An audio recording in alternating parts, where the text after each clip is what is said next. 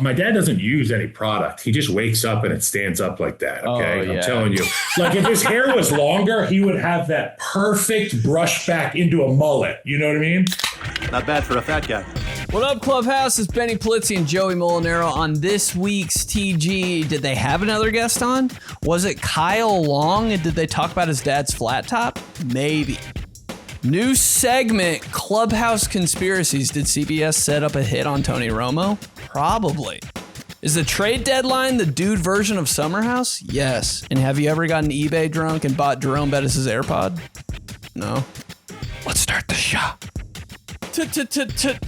TG Station 197. Oh, God. 197 and feeling like we're in heaven. Okay, right. Come on.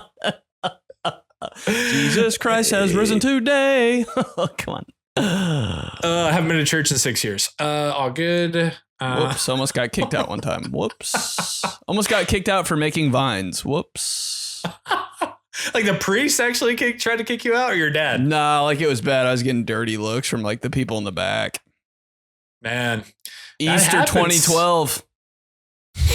Oh, Easter too? Dude, that's the Super Bowl. You can't be... That's like streaking at the Super Bowl.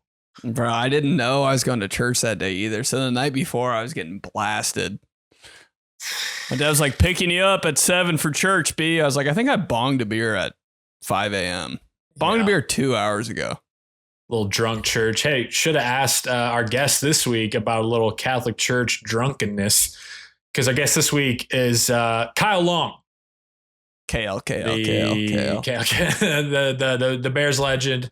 Now you'll see him on NFL Today on CBS. He's on the big show. We're talking James Brown. We're talking Bill Cowher.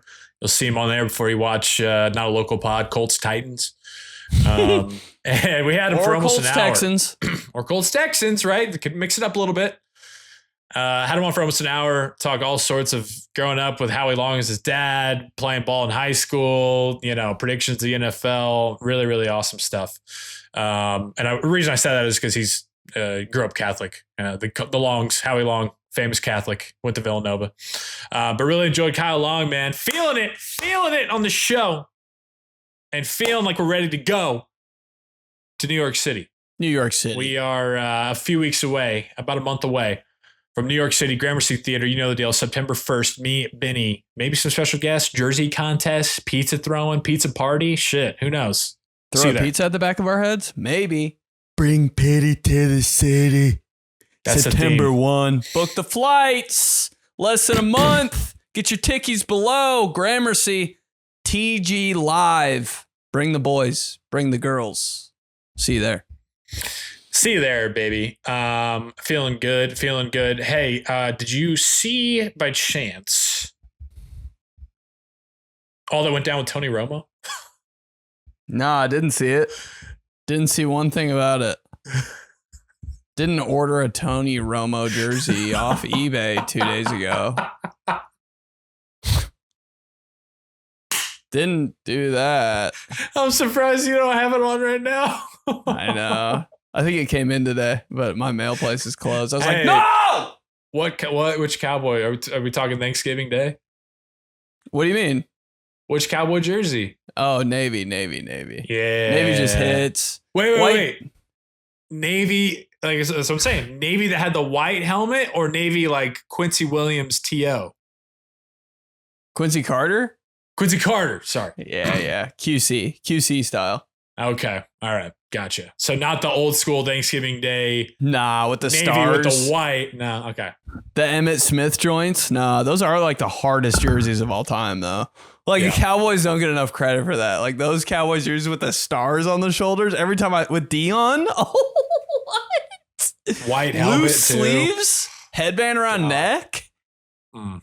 2-bar. 2-bar robot. Did Tony Romo have the best loose sleeves in NFL history? He looked pretty good out there. So QB. Yeah. I like the way that his chin strap dangled. I thought you were about to say when you had eBay for Tony Romo, I thought you were going to say it was going to be like a t-shirt with his mugshot on it. Nah, that's a good idea though. Man, I gotta plant a little bit of a conspiracy here, I think. You ready? Clubhouse, new segment, Clubhouse Conspiracies. Clubhouse Conspiracy, all that went down with Tony Romo. They got arrested for OWI. CBS put him on paid leave. I don't even know if it's paid leave. They put him on leave of absence. JJ Watt's going to go. Whole CBS show here this week. Kyle Long, JJ Watt, Tony Romo. But I think that CBS is a conspiracy. This is, again, don't come after us, just my conspiracy. I think CBS was so fed up with Tony Romo and was so tired of his contract and the bad feedback that they kept getting publicly and online about Tony Romo calling games. My conspiracy is that they planted for someone. They called an exec at CBS called in Tony Romo and reported, hey, somebody's leaving a golf course, looks to have been under the influence driving. I saw them leaving. Just wanted to call that in. And then they got flagged for the authorities to pick it up, and they pulled him over. I think that's how bad they wanted to get out of his contract. God, why do I kind of like Tony? Why do I kind of like him calling games? Was that the it'd only be like guy? It'd be like you calling games. I thought the predictions of the plays was kind of sick.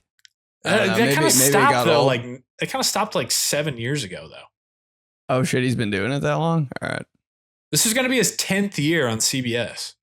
Damn, why did I think it was his 4th? I know. Something happened with the time warp of COVID.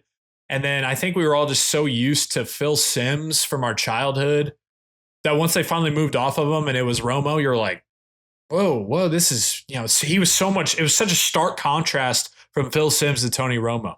How long was his contract? This is the only shit we talk about on this podcast. Sportscasters' contracts. What? There's no way, dude. Did they re-sign him a year ago? I love when teams and stations sign people for 10 years. I'm like, bro, that is not gonna work out. 10 years, every 10 time. years, bro. All the stuff that can happen in 10 years. All right, he's gonna die or something. That's what CBS did. I think they gave him a 12-year deal. He hadn't 12 years. He hadn't even called a game. 12 years. Yeah, we're really confident in you. 12 years. He was straight off the field into the booth. 12 years. What could go wrong? Are you kidding me? Dude, 12 years. 12 years. Okay.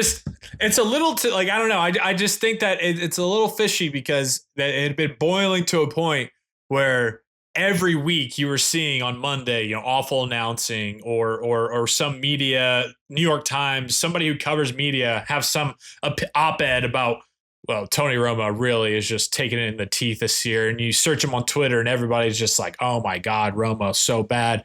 I think CBS is kind of panicked. And I think they were like, hey, they had somebody tailing him and was like, hey, we're going to get him right here so that, hey, we have an out. We have an out of this contract now, and we can just move old JJ Watt right up, and you're not really losing much star power. And JJ Watt's probably better in the booth at this point.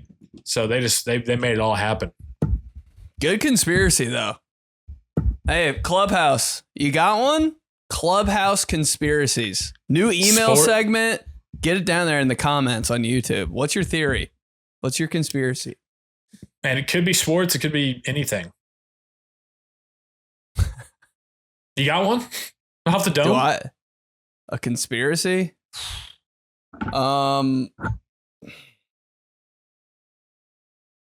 think liquid IV. You know liquid IV? Mm-hmm. I think it makes your pee darker. So you keep drinking it and buying more of it. Been drinking, dude. I was housing liquid IV. Days. A little hungover, liquid IV. Pee still yellow. What's going on? Keep housing more liquid IV. Going back to CVS for more. Buying more and more. It's just sugar, man. Just sugar in a bottle. I don't know. Dude, I'll never forget. That's off the top. This is the same shit. I'll never forget when we first started working on station together and we were doing espresso together and the videos. I would do chapstick a bunch My lips are always dry. Chapstick, a bunch. Like wintertime, everything's cracking, cackling. Mhm. And finally, Ben just goes, just drink water. Stop using the chapstick. I was like, I got to, man. He's like, yeah, what do you think? That shit's making your lips dry, so you keep using more chapstick. He's like, Coach B's been telling me that forever. I was like, It's my true. God. It's like, Clubhouse conspiracies. I don't think I've used chapstick since. Don't need it. Clubhouse conspiracies. What's another one like? Oh, lotion. Dude. It's the same thing with lotion and chapstick. Same guy. Dude, if you don't use lotion, your skin will just get used to it. It won't be chapped or it won't be dry. Yeah, it's like it's like what Jim Harbaugh and different football coaches talk about with like calluses, and blisters and getting physical, breaking in your skin. It's like, yeah, it needs that. Gotta have it. I mean, it's just not even, you don't need it. There's a bunch of other ones like that. I think Clubhouse will come up with some pretty good ones. But yeah, my stocking in Christmas has been a little bit emptier every year since, because usually that was a go-to. Oh, dude, gum and mints make your breath worse. But how do you combat it? What are you doing besides just brushing? Mouthwash? Mouthwash, dude. Keep Mouthwash is good? Mouthwash in the door of the car. Every red light me. Nothing better than hitting some mouthwash. Game changer. Never I'll felt open my more car fresh. door at a red light. I know. I might be getting a little too used to it now. That's kind of like me with Pepsid, Tums. Oh, your body got used to Tums.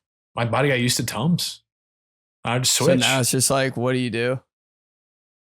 It's gotten better because of like the way that I eat now and everything, but it's still there. But Pepsid, hits a Pepsid. Yeah, Switch it up a little bit. Pepsid not cutting it. Fat Sats Day, big time. But you'll be proud of me, I think. Sunday night, brother-in-law's 30th birthday. What does he want? Hey, yo, what do you want? It's your 30th birthday. What do you want for dinner? You choose. It's on you. You choose whatever you want to get. We'll all get. Well, says he wants Chili's. All right. So, a lot of options. Cool. Trying to make everybody happy. Cool. Mm-hmm. Get Chili's. I'm looking. I'm like, damn, the sliders of fries look great. No, we're just ordered. You're ordered to go. Okay. Damn, the sliders of fries look great. Damn, the honey chipotle chicken tender platter with fries looks great. Oh my God, the quesadillas of fries look great. You know what, though? I think I'm going to reel it in. I think I'm just going to get some margarita chicken with rice and some black beans. Dude, once you conquer the restaurant menu and you can order what you know you should have instead of what you want. Yeah. Whole game changes. Mm-hmm.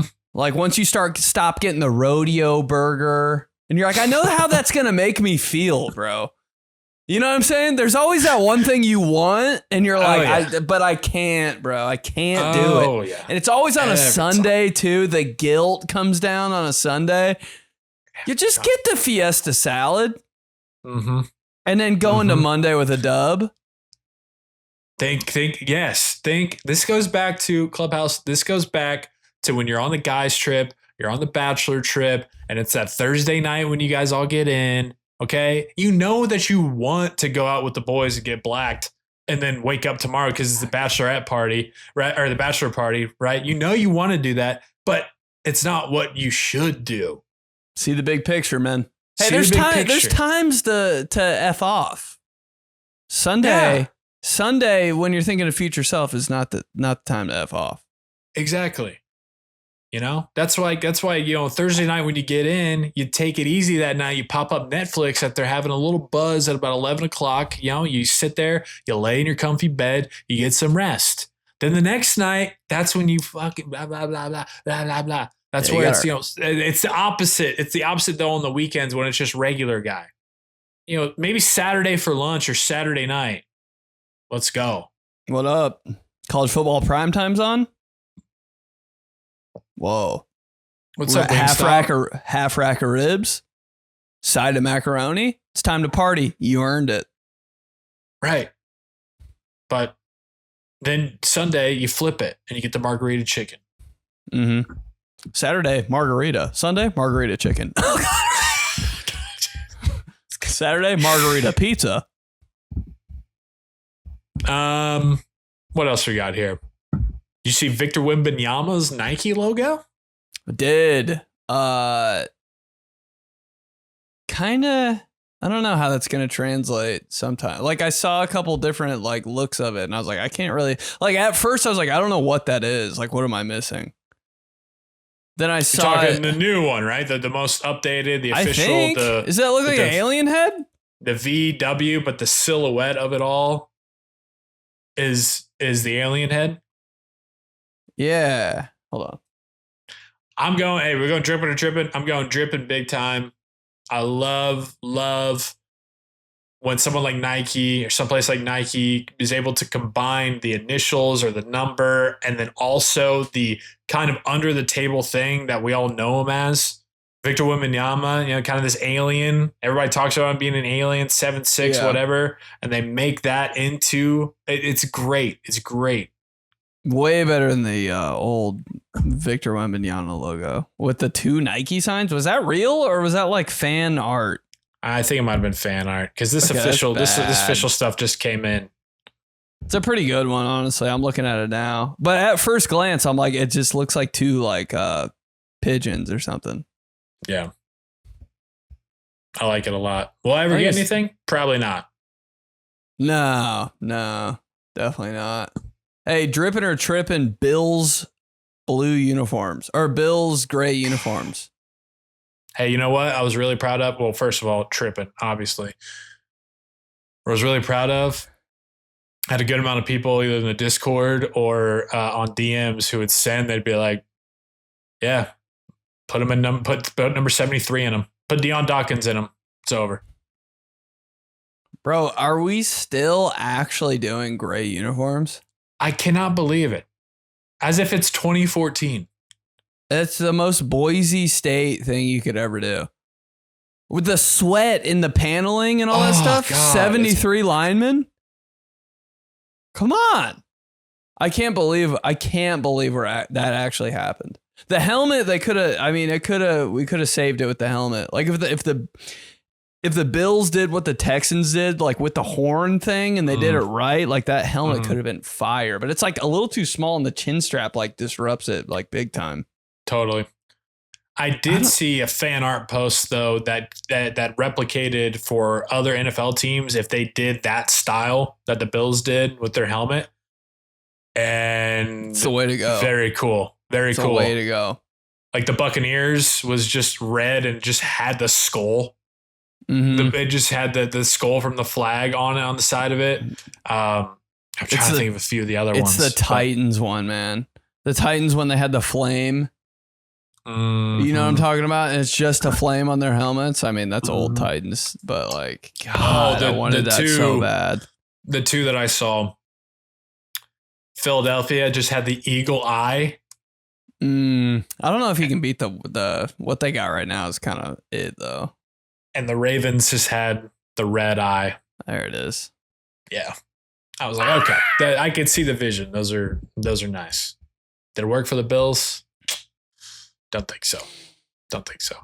My phone's kind of blowing up right now because it's MLB trade deadline. Not a baseball podcast. Hey, not a baseball podcast. I'm feeling like Buster only right now. What are they saying? That's insane. Hey, Who'd the Cubs get? Apparently we just traded for Kevin Gausman. He's a pitcher from, I think, the Blue Jays, but I don't know. We didn't get Tarek Skubal. But it's big for you out there in LA, right? Yeah. Dodgers pulling in Skubal. No clue, dude.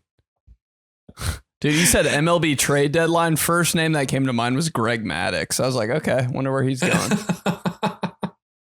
Dude, I had no idea about MLB right now. I mean, do you think, not even about the current one, but I got to say, MLB trade deadline, still the best trade deadline? Dude, there's some like power moves in the MLB trade deadline. It's like the biggest stars. You're like, oh my God, A-Rod? Like, you see that on the bottom line?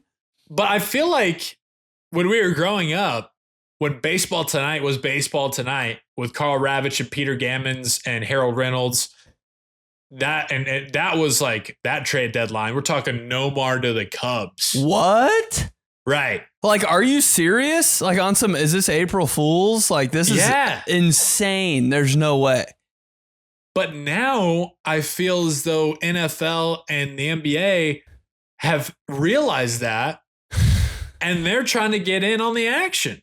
Now NFL trade deadline, we're like, it's the sexiest thing. It's the sexiest thing in sports when somebody gets traded. Because it feels like, oh, like damn, like it feels like a relationship controversy or something. You're like, ooh, wait, he's going there? Like I never even pictured that. Yeah, dude. Yeah, trade deadline for guys that's just our summer house. Like that's our. That's our Real Housewives of Orange County. Yeah, that's our Scandival or our West Wheaton or whatever his name is with Summer House. Like that. That's the shit for us. It really oh my is. God, my wife. What happened? Oh my God, what happened? We. That's when guys say wait. CMC of the Niners. We. Dude, that's when you actually do this to your wife and you're dead serious. Phone in hand. Hey, hold up. Blockbuster trade in the NFL. I mean, but some of those trades, man, like, yeah, they have a lasting impact on you. That's some where were you type of moments. Especially when you're a kid. Dude, when Nomar got traded to the Cubs, at that time of my life, top 3 day of my life, and it didn't even work out. It didn't even work out. Can't believe it. He was hurt. He was past his prime. Like, but I was just still over the moon because Nomar was like my God. Nomar and Derek Jeter when we were younger. I was like, holy shit, those are my. Nomar's on the Cubs, dude. Like, I could not believe it when I kept get my dad to try to check Yahoo. You know, back then they're like, we didn't have Twitter or anything. It was like, update the Yahoo Sports page. Update the Yahoo Sports page on ESPN, right? With the special Baseball Tonight trade deadline special. You remember when they would do it like the hour before the trade deadline was happening and it airing during a time that it didn't typically happen? Yeah, it was just like randomly on. Yeah, they slot it and you're like, oh my God, that's on? Whoa. Yeah. They like pushed aside their programming for this? Right. Dude, how about like back in that time, not a reminiscent podcast, but there weren't like uniform edits yet, you know? Like you had to wait a week to see like your boy. Him. Yeah, on like you had to hire like a Photoshop guy. The NFL did to like make like him and like, but now they do it like AI can do it. Yeah, that's such a good point, man, because with all this stuff with LeBron, with all this stuff with possibly Steph Curry, with you know, when Rodgers was going to different play, when he was like going out to be a free agent, like now there isn't that. You see it right away. Like now you would always have that wonder of like, oh my God, what's he gonna look like? What is Nomar gonna look like in a Cubs uniform? You have to wait till you turn on WGN. Now I've already seen Steph Curry in a Heat, a Hornets, a Celtics jersey, and it looks as if he's like, damn, yeah, I guess that would be something. And that's it. That's all it is. I know. You used to have to wait for that. Dude, I don't know if this is a deep cut, but NFL draft, when your boy would get drafted, you go to the Madden website and they had him on the game and like a, you know, somebody would get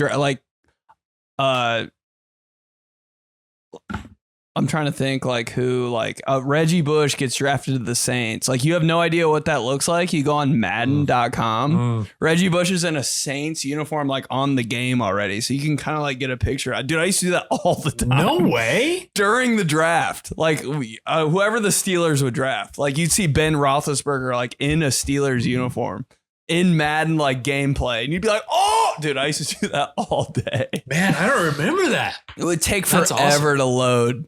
It was back in the day, dude. I remember I'd see half of Ben Roethlisberger's picture for like 7 hours. And I'd just go to random people. It'd be like Eli Manning. I was like, oh my God. It's probably just his feet too, like his bottom half, right? So it's like, you know, you get the good part. Like if it was his helmet and his shoulders, you're like, whoa. Mhm.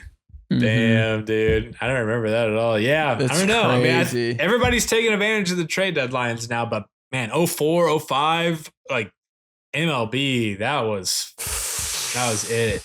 That was it. Like, are on you the trade sure that's deadline. real news? Like, I know.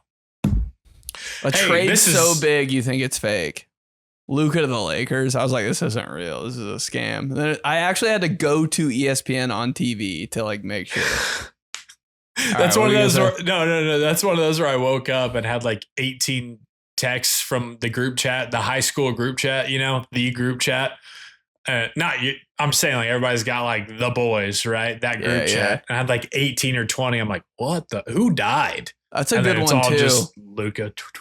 What was the biggest trade of your lifetime? I can remember Trent Richardson to the Colts. I was in That was it. college. I was in college playing football, and like people were running around our locker room. Like, no way! Like crazy.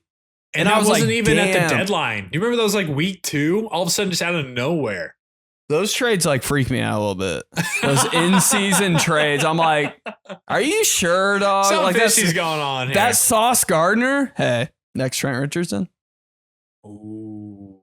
TG But like takes? trade, hey, yeah, TG hot takes. Sauce Gardner, bigger bust than Trent Richardson. Wow. Said it. Said it, meant it. These guys. But These guys. yeah, what was the biggest trade of your lifetime in the comments? Dude, when Evan Turner, when the Pacers went, when they sent Danny Granger out and brought Evan Turner in, not a local pod. Damn, I don't remember that at all. That was such I a was weird one. So happy to get rid of Danny Granger. He was so boring, bro. Yeah, there's Like, some weird dark days of like- the Pacers where it was like we were pumped about him because he's like really all we had, but it Not a wasn't. local pod. Yeah. It just wasn't hot. That was like Pacers trying to like get a new reputation type of, you know what I mean? Mhm. After like they were all like Malice at the Palace, like, you know what I mean? Jamal Tinsley era, they were like trying to rebrand a little bit. I get it. But like it was so boring. Oh my God. In the uniforms too. I hated the Pacers then, bro. I'm like, God, I'm like, we just got Jeff Foster out here still. Like, bro's a dog and like, yeah, big role player. But I'm like, we got to get a little sexier on our team, please. They literally did try to just say, okay, we are going to just be as bland cheese pizza as possible. Not a local pod, but like our guy was like Yesachevicus. I was like, this is not it, yo. Dude, yeah, just the uniforms themselves. Those navy and whites that literally the white said Pacers and the navy just said Indiana in the most boring font, boring colors of all time. Like why were the this I don't want to talk about the Pacers, but like Hey, I feel like the Pacers thought they only had to draft guys from Indiana for like 7 years. I'm like, dude, we don't have to get all these Indiana guys. We can go out of state, boys. We're the NBA, you know? what about, hey, bring it topical. How about those Pacers now with the pinstripes, huh? Hey, dripping or tripping.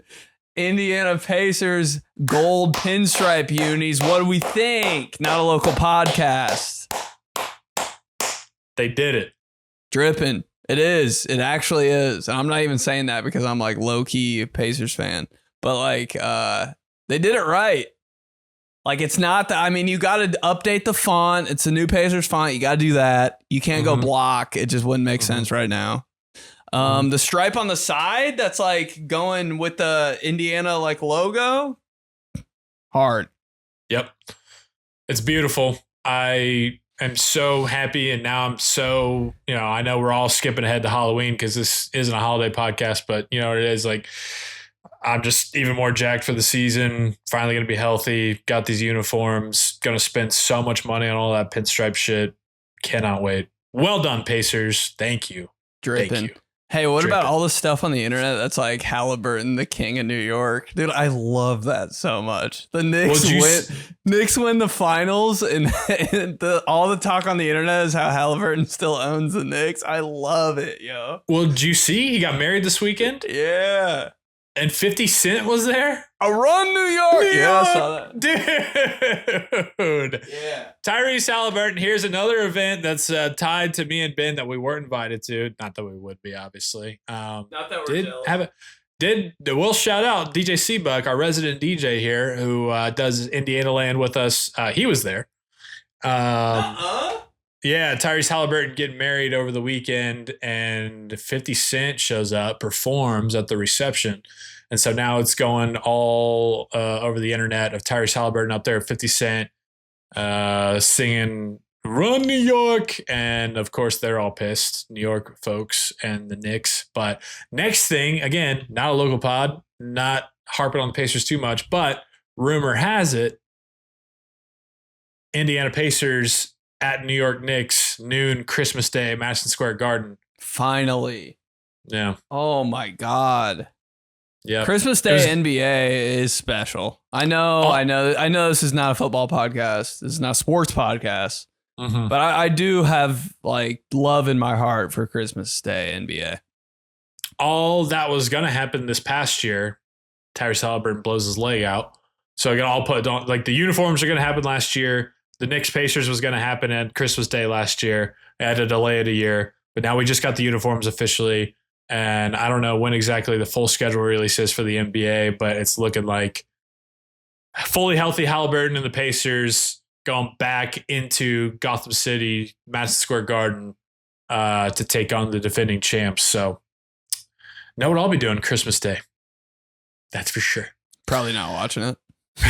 Probably watching. You know what I'll be doing? Watching the NFL. No. Watching the NFL on CBS, which leads us to our guest now on the today on NFL on CBS, the pregame show. James Brown, Bill Cowher, Kyle Long, Russell Wilson, Nate Burleson, noon every Sunday. Here he is, Kyle Long. KL. All right, our next guest joining the clubhouse was a first round pick. The Chicago Bears of 2013. Yeah. He was an All-Pro in 2014, a three-time NFL Pro Bowler. He's been named a top 100 greatest Chicago Bear of all time. And starting this fall, we're going to catch him at 12 Eastern every Sunday on the legendary NFL Today on CBS. It's Kyle Long. What's going on, guys? Thank you. That was like, buddy. That's unbelievable. You know, offensive linemen are not supposed to get intros. It's just supposed to be like, this guy survived, and he's here to talk to us about it. Hell yeah. Well, look at that list of accolades right there, man. We have to. It's good. It's a lot of flowers. You didn't list the personal fouls, conduct detrimental to the teams, meetings I missed, teammates that probably can't stand my ass, and coaches that wanted to run me out long before I ever was. That's why we love you, baby. Who would be some of the coaches who are running you out, or teammates who can't stand you? Are you allowed to give those names? Gosh, well, I mean, if you just go look at every coach I ever had, that's a good place to start for guys who are like, fuck this number 75 guy. He's a real dickhead. You know what? There's so many different types of people in the NFL. And like, you imagine that there's one archetype of like offensive lineman, you know, smart, tough, loves lifting weights, maybe goes fishing. No. There's a million types of O-linemen. There's guys like myself that walk into the room and, you know, you got to be like, do you even have a pencil today? And then there's some guys that are ready. They can teach and install the offense. They could get rookies up to speed. I was a guy you didn't have to worry about when I put my hand in the ground. When the game started, I was never a captain. If that tells you the kind of guy that I was in the building, I was a player. That was it. Okay. I think like year 7, they put me on the leadership council. I shut up. I was like, what the fuck am I doing here? Like, get me out of this room. And all the serious guys are at the table talking about the world's problems. And I'm like, I can't keep a straight face. So there were some coaches that didn't appreciate that.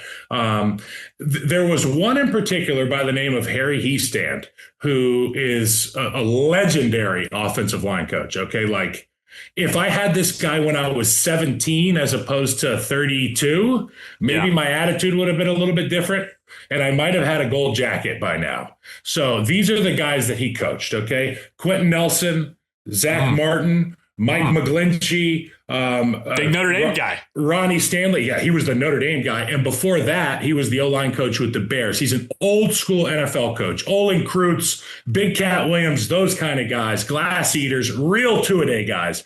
I was a post-CBA two-a-day guy. I was like, my finger hurts. I don't know if I can practice.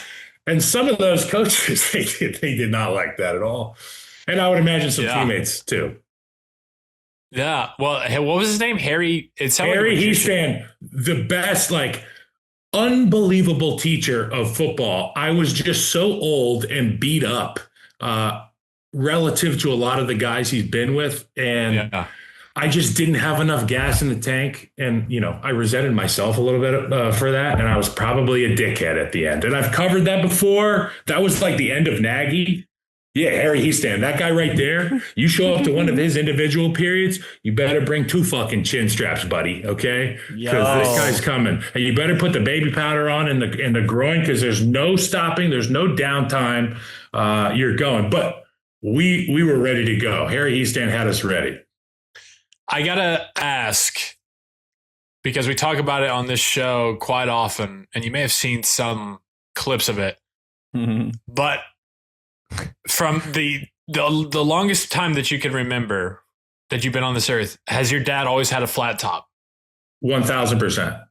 Hold up. Have you ever had a flat top? When I was 12, I think, I went with my dad on a work trip, and you could set a cup of coffee. And I always had like the buzz cut, like the Caesar cut. You know what I mean? Like the classic.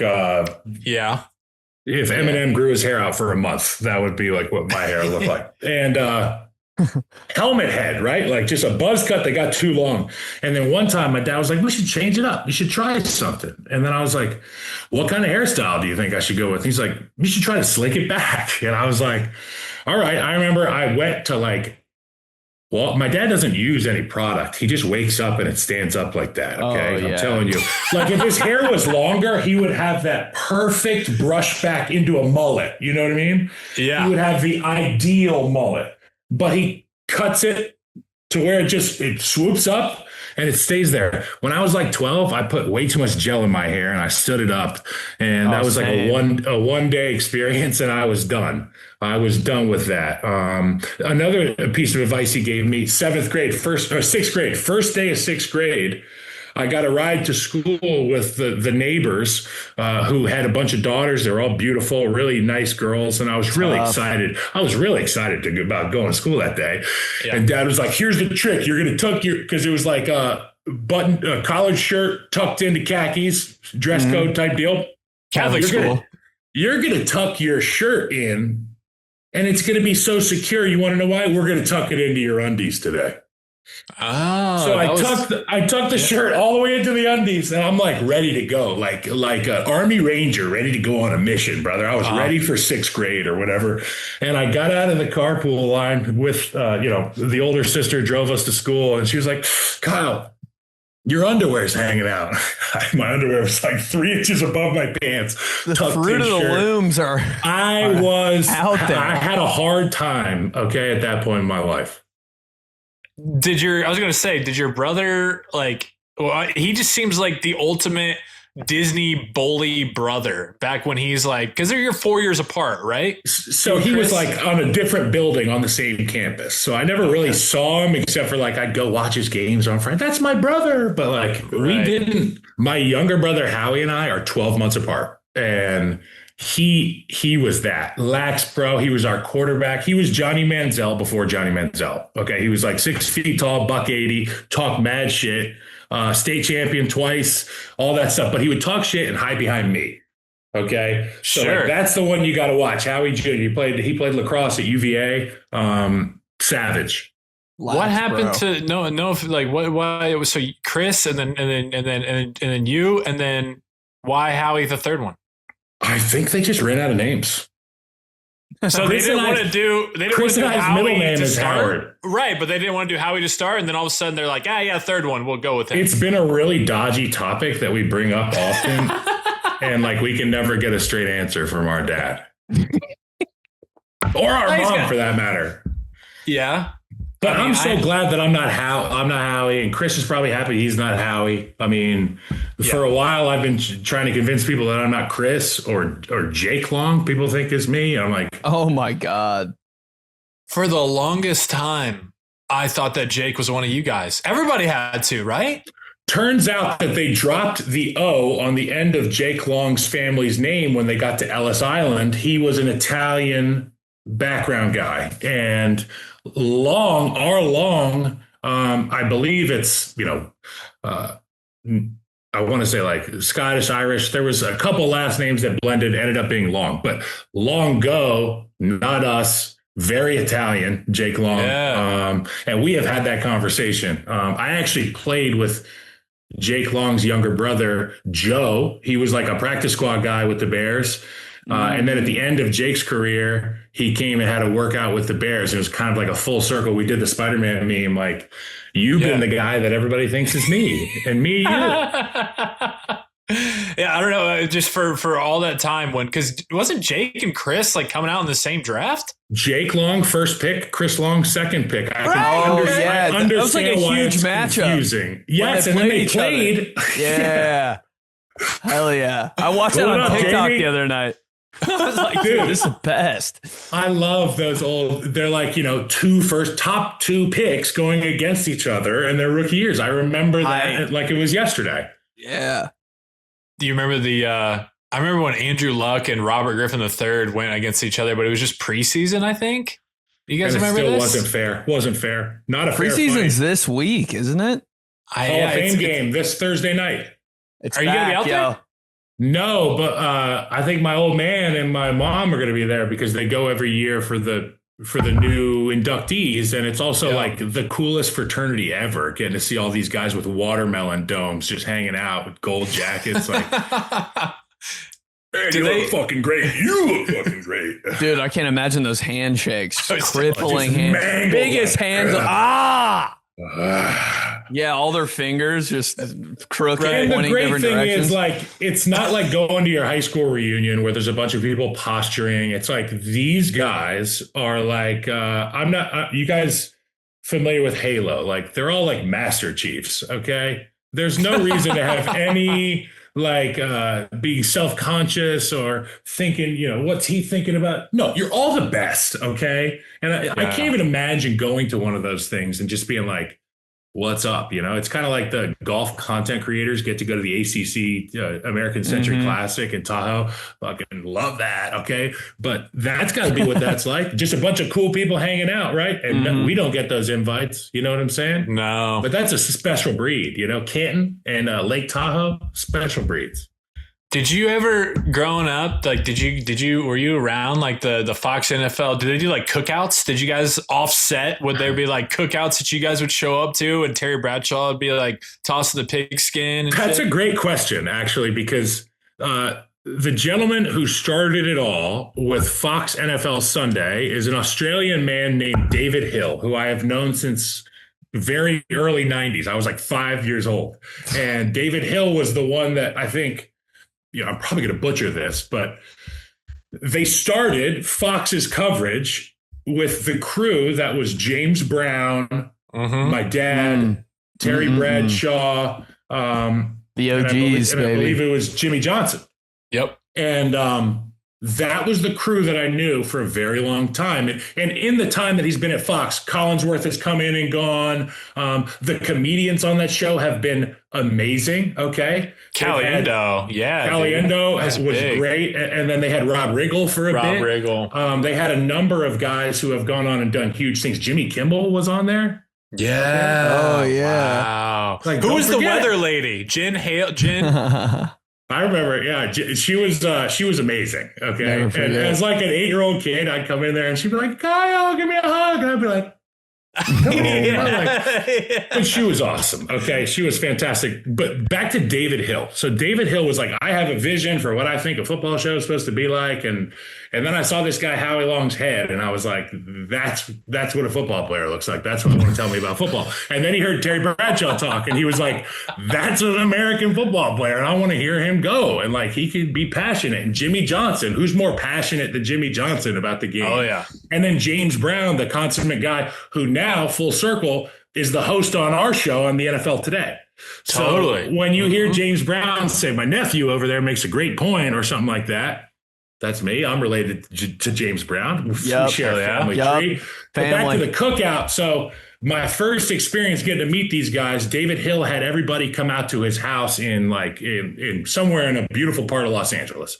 And I remember there was a giant tennis court, and it was Christmas time. It was like all the families came for Christmas. And it was my first memory of getting to meet these guys. And the thing that stands out to me with my relationships with all of them, I forget how famous some of these guys are, because they're just like, Terry, I call Terry. I'm like, I hope you're working out in case I see you, like, you don't get run over quick. You know, like we talk, he calls me and he's like, you look like shit, man. You didn't get into the weight room or something like that. Like, that's Uncle Terry, bro. Okay. So that's my life has been more about coverage of the NFL and the locker room, that is the pregame desk, than it is about being a player. I always saw being a player as a way to get to where I wanted to go. And you can't get on those desks unless you've played the game at a high level.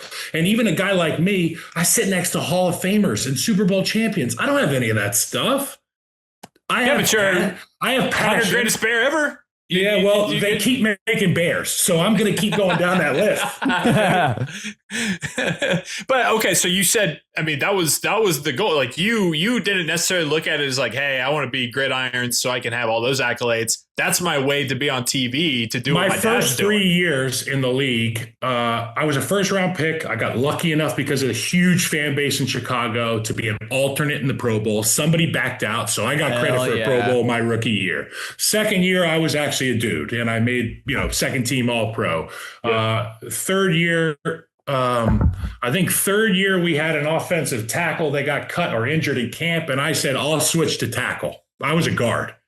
I was an all-pro guard that switched to tackle, and I had a decent run at it. Ended up making a sympathy alternate as a Pro Bowl tackle, because they were like, this is an all-pro that's playing out of position type shit. We've seen it. We've seen guys like Tooney switch out to tackle when his team needs him. And I was kind of like, I'm down for that. I'm going to get paid either way. And if I play some tackle, they might pay me as a tackle. Yeah. So that year happened. I did okay. The next year I was like, fuck that. I'm going back to guard. And I was like locked in. Okay. Felt like batting 4-hole again, exactly where I'm supposed to be hitting bombs. And then I got my leg landed on like week 8.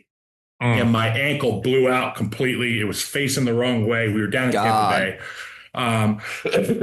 Got that sad Fox music to commercial. And that was the first time where I said, what is the plan? Because I'm looking at my fucking leg and I'm like, that could happen 4 more times before I'm done all over. Yeah. And it did. I broke my neck, played with a fusion, both shoulders, UCL tear, broke my leg on my left side. I've been battered, but I knew that if I just stuck it out and I kept building my resume, and when people didn't want to go talk at the podium after hard losses, I would say, I'll go do it and I'll take the blame. And I'll say, I missed these fucking blocks. And people will say, God, that guy probably, I'm glad he's not lying to me or sugarcoating it, because I'd be like, I was dog shit today. Jay Cutler got embarrassed because of my embarrassment as an offensive lineman. I'd be like, Matt Forte should have had 200, and it was my fault that he didn't. And if you look at play 37, the double doink, for example, I remember everybody wanted to ask about the double doink. I was like, look at the 8 plays before the double doink that could have all resulted in explosive plays, that could have all moved the sticks, that could have moved us from a 43 left hash to a 29 right hash, or maybe a touchdown over the top. People pick and choose these plays, and you have an opportunity to be honest with the fans. Do it, because like, you guys watch the game. Okay. Like you're not missing that stuff. And you're not fooling anybody. And I think it's a good place to start for, and I'm talking to the Panthers in a couple of weeks about transitioning into media or doing some media while you're in it. Because as you guys know, like, why wouldn't you do that? Why wouldn't you get your feet wet, get comfortable with it? And that's what I've done. I can't get a job at Merrill Lynch. I'm not going back to college. LinkedIn. I have Look 'em up. I have crippling anxiety and ADD. But the one thing that I do when I'm with like-minded people and I watch football, I become on fire. And I love doing that. And I want to be in everybody's house on Sunday with my friends. And I want to fucking tell you what I see. And if you don't like it, tell me. Great. I've heard that before. Do you feel like, I'm jumping ahead a little bit here, but do you feel like in today's day and age, like when you're on TV talking, you're coming up on the big show here on the noon pregame show, is it in your head at all that's like, I got to make a good clip content here. I got to kind of speak in clips so it can then live online. Is that going through your head at all so you can make more of an impact? Or are you just trying to lock in and tell it how it is? This is a very, very slippery slope that some people can navigate those waters better than me. I don't bring notes on the desk. I don't bring an iPad on the desk. Organic.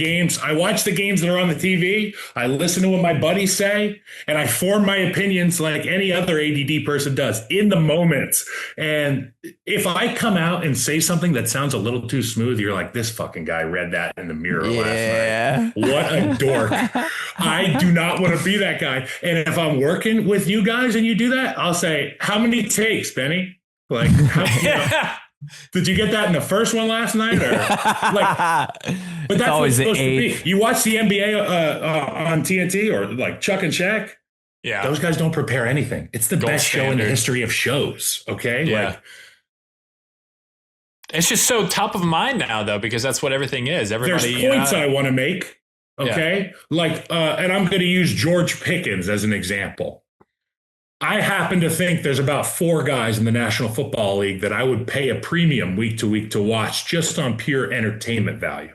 Now, you guys probably have some guys in mind as well. And I'll put Myles Garrett on the defensive side of the ball. But then guys like Mahomes when they're healthy, playoff Mahomes, or Lamar when he's Lamar.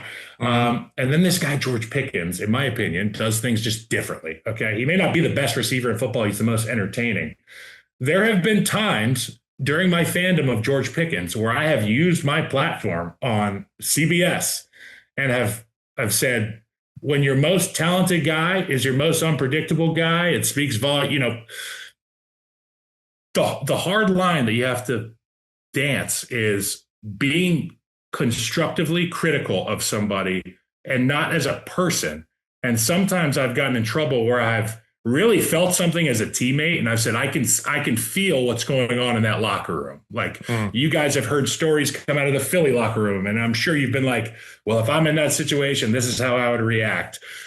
For whatever reason, the Pickens stuff stuck out to me. I don't know if it's because I played with a guy like Brandon Marshall, who was one of the most incredibly talented people I've ever played with, and a sweet guy, honestly. But, you know, sometimes you had to snap and be like, Brandon, lock in. Like, can you imagine an offense with CeeDee Lamb and George Pickens that are locked in? Because I know Dak Prescott's locked in. I don't know. I'm on a tangent, but there's shit that I look for that other people might not look for. And there's shit that people see and notice that go right over my head because it's not important to me in football. But that's why there's 5 of us. That's why Bill Cowher's there. He sees it from a head coach perspective. Yeah. Russell Wilson sits right next to me. He sees it from a quarterback, CEO, superstar perspective. And then Nate Burleson is a guy who's done it all, played with some of the best guys in the history of the league. I mean, he lined up with Calvin Johnson for a number of years. Some of the stories, Randy Moss, too, I think. Randy Moss. Some of the stories that he has are just unbelievable. We all attack it from a different perspective. You speaking of rehearsing things, you think Russell Wilson's got a few lines ready to break out there for week 1? He's like, clip that. I think that people are going to be amazed at how impressive Russell Wilson is in a suit talking football and being excited about football. Because here's a guy who's committed like so much to the game of football and sports. And now, like me, he's out of the game and he's got to figure out where to pour himself into. And I can tell you this, he's not a guy that knows how to just chill. Like, he is going to pour himself into it, just like Tom Brady in the booth. Like, there is no staying the same for Tom Brady. He will continue to get better until he is one of, if not the best. I don't know if you guys agree or not, but there are people whose minds are a little bit more dialed in on being grindy. And Russell Wilson is such a hard worker and so prepared. I'm excited. I think everybody's going to be like, holy shit, he is amazing at TV. Everybody hated on him. Everybody hated on Russell Wilson for that Subway commercial. The Dangerous? I thought he crushed that. And also sub pretty good. Like I still go to Subway and get that. He's the guy that researches his product. I'm actually wearing an Outlaw Light shirt right now. It's a fantastic beer that he's a partner in. Really good beer, Outlaw beer. He sent me a bunch of t-shirts. I told him I like beer. He's like, I'll send you beer. He sent me a pallet of beer, like a ton of beer and like 20 Outlaw shirts. I am just an Outlaw poster boy now. Dude, speaking of that, I actually back in February, speaking of beer, back in February out in San Francisco, found myself at a little dive bar drinking garage beer, the Kelsey Brothers beer with your brother, Chris. And it was great. I was just out there with, it was like Chris Long, Joe Thomas, Jason Kelsey, all these huge ass dudes. And I'm just like, oh, what's up? It was crazy, man. But we got to make that happen. We got to have some Outlaw beer with you at some point. Huddle up. Yeah. Hey, anytime. And I live I just moved up to Connecticut, which is right outside of New York City. And superstars like you guys, I'm sure, find yourselves in the city often. So whenever you're up here, let me know. That's a good plug. Love to have you out to the studio anytime. I think I get like a guest pass or two. I'm not sure how that works, but I'll find out and we'll make it happen. You're not booting us off here, right? We still. I'm not. I'm just saying. Oh, okay. I mean, we gotta go. So, all right. So while we're on the topic of having beers, let's get that on the on the schedule. Yes. Okay. Perfect. Hey, I'm always amazed at how quickly offensive linemen lose weight when they retire from the NFL. Did you lose a bunch of weight? I feel like you could still play though. I don't know how many plays in a row, Benny, but I was at Bears practice the other day and I was like, fucking A, I could go crush one of these guys. You could kick step out. But not 2 plays in a row, bro. At my heaviest, I weighed 352 pounds in the league. And what are you right now? At my all pro weight, I was 320. I weigh about 288 right now. Solid lean. How'd you lose it? Stress and anxiety, buddy. That it, baby. I noticed you're bald. I'm like, okay. Honestly, there we go. 21. there's our answer. I shaved it at 21. Can you not get it back at all? The long hair gene missed you? I just was like, this is my look now. That's your look. I like it. So I'll tell you this story. NFL Combine, before the 2013 draft, I had a roommate by the name of Brian Schwenke, who was a Cal Bear. He was the center for Cal. He had a beautiful ponytail, like total Taekwondo ponytail, bro. Mm-hmm. White guy with a ponytail, dangerous. You know what I'm saying? Like Steven Seagal. Don't mess with him, bro. Don't mess with him. But he's also a Berkeley guy, real smart. So he was my roommate, and I was a hat guy all day, all the time. Sleep in a fitted hat, like go on a date with a fitted hat. Mm-hmm. And if they say no hats in the club, I'm like, we ain't going to the club tonight, boys. Hat guy podcast. So I show up to the combine with this fucking rat's nest of a hairdo. Okay. It's like the full cul-de-sac. Oh no. Brian Schwenke finally sees me in the room with my hat off and he goes, what are you going to do about that tomorrow? And I was like, what do you mean, bro? And he goes, you're not allowed to wear hats. We run in our underwear and shirts and cleats. That's it. Okay. So like America's going to see that. And he goes, what are we going to do about that? I was like, fuck. And this was before like Instacart or anything. I was like, so we got to go down to CVS, brother, and get some razors. And I went and got a couple of razors and he helped me shave my head. Yeah. And I ran like the fucking wind at the Senior Bowl. And I was like, or at the combine. And I was like, I'm never changing this. And also there are no other options once you go. The Mach 3 Turbo, dude. Mach 3 from Gillette. That's it. That's the best one. That's the best one. You ever think about getting a hair transplant? No. He knows a guy. Yeah, me neither. Benny knows a guy. I think it's diminishing returns, Benny, because people know me as this look. Beard. Yeah, you don't want to go the Urlacher route. Urlacher. I did the ESPN radio show that Urlacher was on forever with Waddle and Sylvie, which is like a huge show. Oh yeah, I used to listen to that. Those are my guys. Okay. And then they had the Jay Cutler show. And when Jay stopped showing up for that, I filled in and they still had the Jay Cutler banner, but I was there every week, which was fun. One week they were like, we have a special guest coming, Kyle, to this, bar in Mundelein that we're going to do this radio show out of. We can't wait to have you. I was like, okay, awesome. And I was like an all-pro at the time. I was super excited. I'm not going to get Trump. Nobody's going to trump me at the radio show. Brian Urlacher comes in with a hat on. And then he takes his hat off. And it was the big reveal that Brian Urlacher had gotten hair. And I'm sitting there as a 22-year-old, balder than a fucking baby. And Brian's got a fresh cut of hair. And he's like, I'm sorry, buddy. He had met me a couple times. He was like, I'm really sorry that this, he's like, this is part of the deal. I think like it was like a paid event for him. And they laughed at me. Waddle and Sylvie just thought it was so funny. I'll never forget that. But I ain't changing, brother. I ain't changing. No, I dig it. Yeah, it's you gotta. Hey, man. Yeah, you're a big TV guy now. You got to have the brand. It's like SVP's got the bald and the glasses. Yes, you've got the bald and the beard. I've got the glasses and the hat. Like I get it. You gotta. McAfee's got the cutoff and the black jeans. Everybody's got to have. McAfee's got the Stallone thing going on. Yeah, a little bit for sure. I want to. Isn't that what they said? He's the next Stallone. Can we talk about our guy Patty Mac? I love McAfee, by the way. Well, that's actually where me and Ben interned with McAfee back in 2017 for McAfee. That's actually where I met my wife when he had retired and started the Barstool branch. So yeah, we go way back with Patty Mac. It's wild to think about. It's wild to think about for me now that I may not be married or have two kids right now if Pat McAfee hadn't retired. He did. Without Pat McAfee. Yeah, it's who would you be? It's really crazy. What do you mean? without the internship, who would you be? God knows, man. I'd probably just be like following you around to LA or something, Ben, or I don't know, you'd have going bald or some two hair transplants. Yeah. Right. Kyle, we asked our first two guests a similar situation like this, and I got to ask you. Let's go back to spring break of 2008. Kyle Long is on spring break with the boys. What? Fort Myers. What CD and what song is he Damn, son, where'd you find this? Yeah. Hell yeah. Kyle Long is a Trapaholics guy? Trapaholics mixtape. It would be Lil Wayne, anything remixed. I like my beat down low with my window slightly cracked. See me ride real slow. Yeah. If you like it, Kenwood High. Bro, there is nothing like Lil Wayne from that. Mixtape Wayne was messy, okay? Like people don't get it. Every remix he was more Maradona. He was more Maradona out there.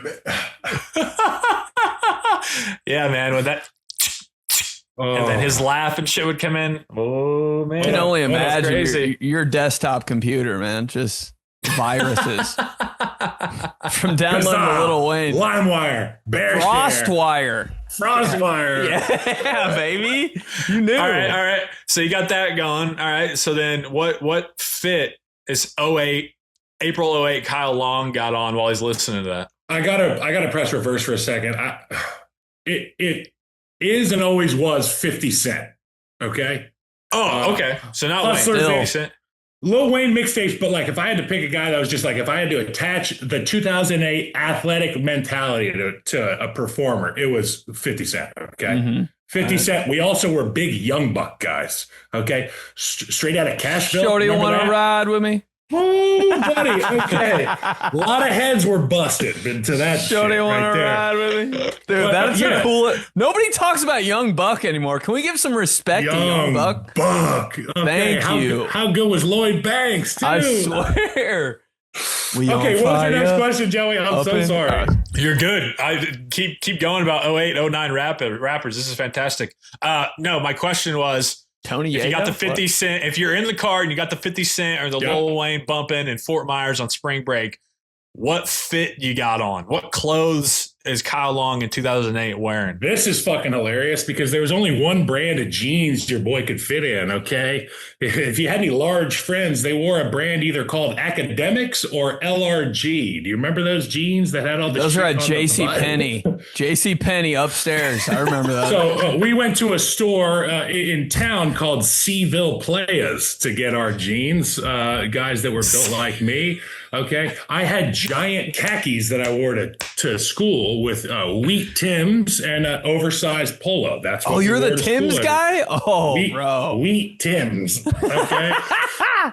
And I laced mine up tight. I wasn't even terrifying. I wasn't a cool Tims guy. I was like, the laces are tight on those Tims. That's interesting. But yeah, if we were going anywhere, I was wearing like one of those. Remember the T-shirts that had the bacon neck before Hanes came out with like bacon neck technology, thick neck, and then like box shirts that you'd sweat through and they would just be like heavy. You know what I'm talking about?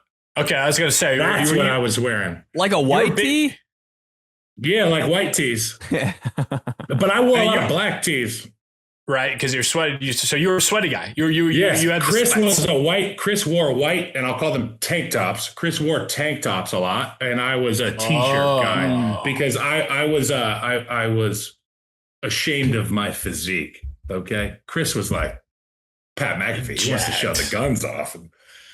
If you want to laugh, go look at my brother's Rivals picture. His neck right now. I'm gonna pull it up on my phone right now. Is he doing this with his head like every football player? Time out. It's better than you think.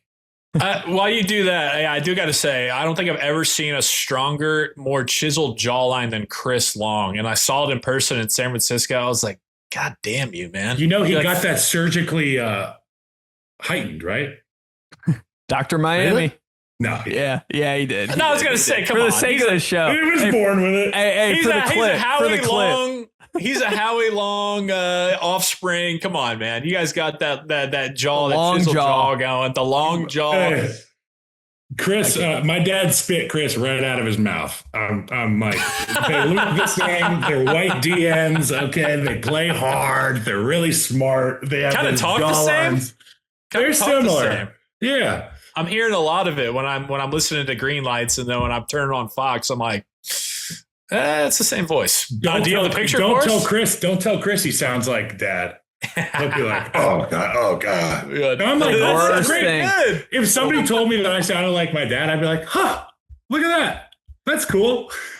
Yeah, you'd have to tell Chris that it's like, no, that's I'm trying to find this Rivals picture, bro. That's like soothing to all of us. I can't imagine how much trouble you guys got in growing up, like in your house. Did your dad just ever kick your ass? Like, no, we never got our asses kicked, but the threat of the ass kicking was always there. So he was obviously on the weekends. He was in LA doing the show during the season. So he would leave Saturday, get back Sunday really late.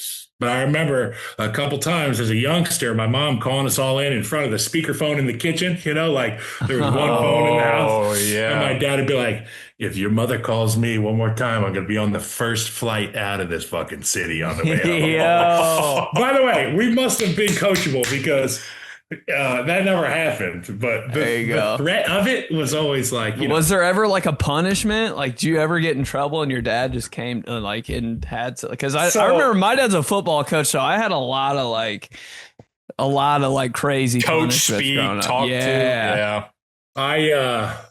When we go to Montana every summer since I was a baby, and we were on a lake up there. And when I didn't start playing football until I was 16 or 17. But both my brothers played when they were like Pop Warner, all that stuff, right? I was basketball. You're a baseball guy. I was a theater kid, okay? So little show choir? I'm getting Oklahoma musicals, okay? Okay, Joseph in the Technicolor Dreamcoat, yeah? Let's go, okay? So we go to Montana. I'm getting ready to play football for the first time. And my dad was like, go check out the garage. I got something in the garage for you.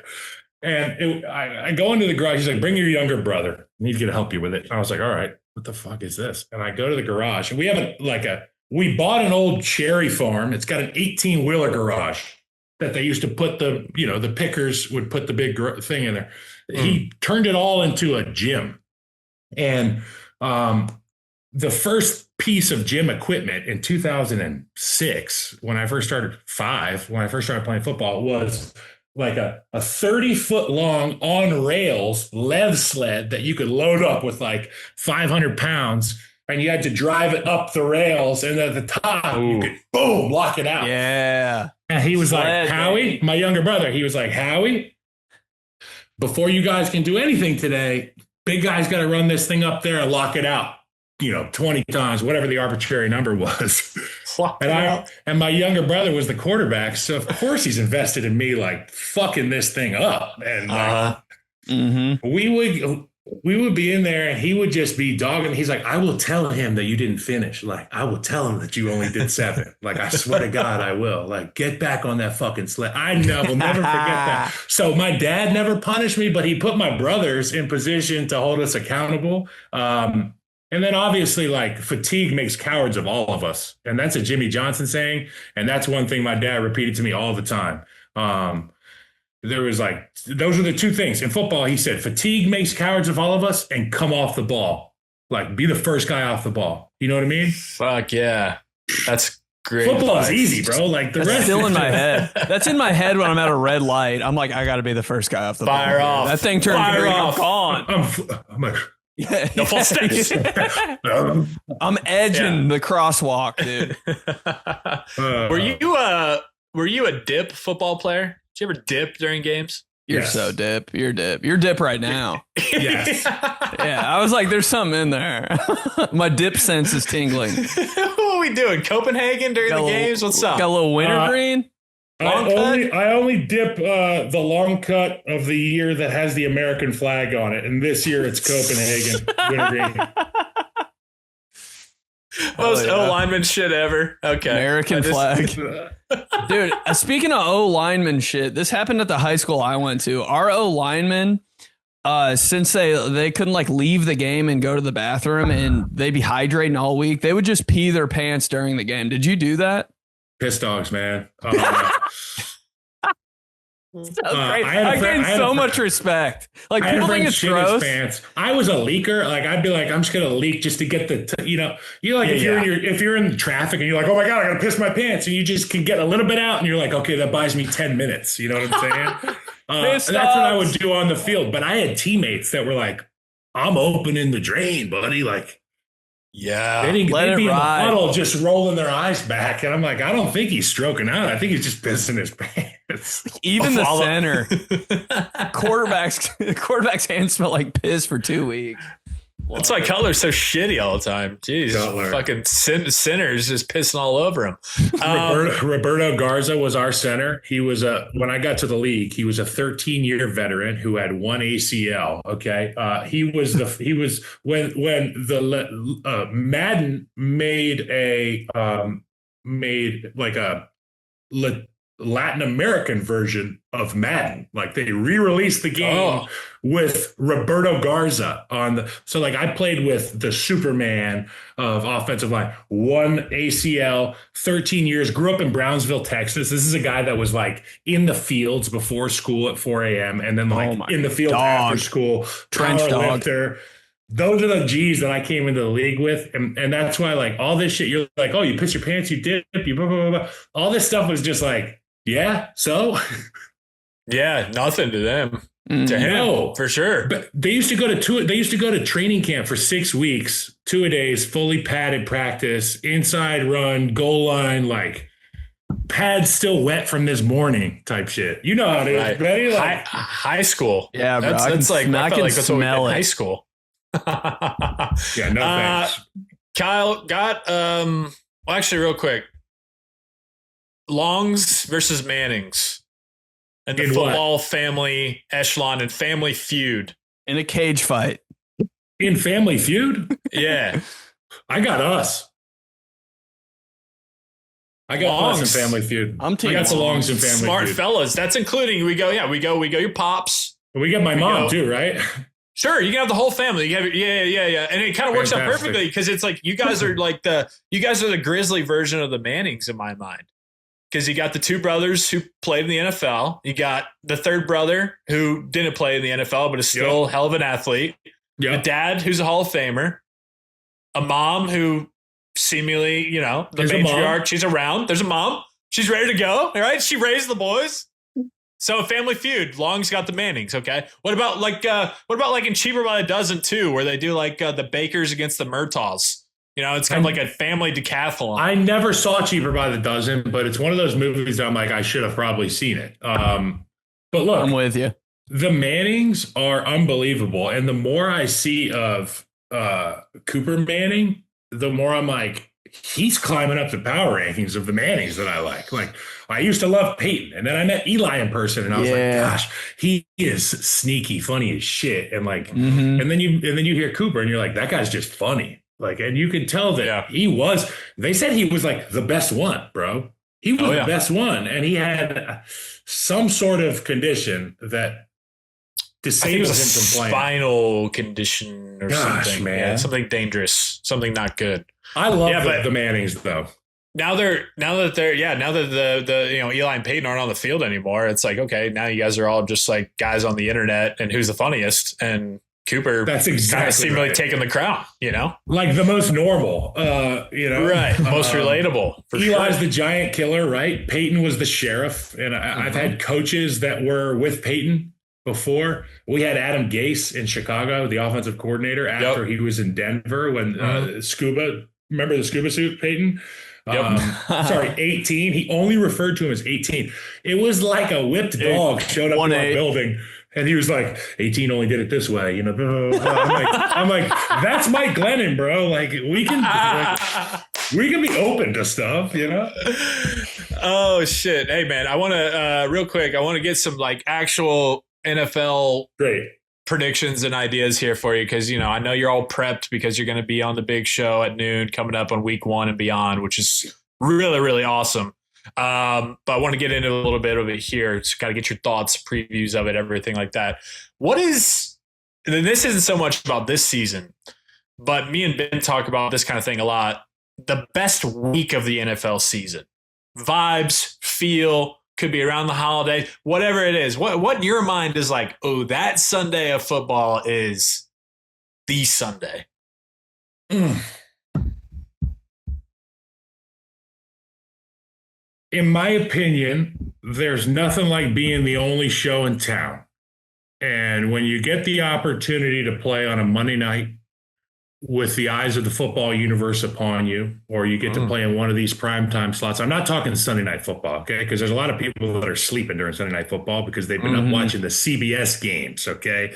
4:30. But I'll say this, that Monday night game is special. And if there's a girl you still think about, you're like, I bet she's watching, and I bet her boyfriend's watching too. And if there's a teacher that didn't like you, they're going to see you make a great block. Or if there's a coach that didn't want to put you in the fourth quarter because he said you're a fucking liability, well, fucking smell this 1st and 10 run play that goes for 38 yards off my big fat white ass.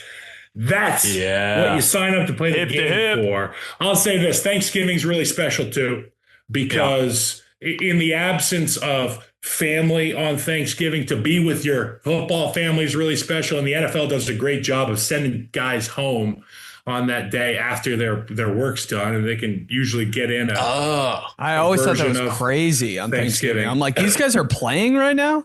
This is a guy, stuffing my face. I grew up doing Christmas on the 26th and Thanksgiving on Wednesday with my family. And so my calendar's all fucked up, but if there is something special, it's Monday night at 8:00 as a football player, especially when you got some juice, if you're not hurting, if you're there's no better way to let your freak flag fly than on a Monday night in front of the eyes of the football universe. Prime time, baby. Yeah. This is also something kind of in the same light, but me and Ben have done some clips on this. Your ideal NFL slate. All right. So what I'm thinking of this is you think about the 1:00 kick, the 4:25, the Sunday night, off the dome if you can.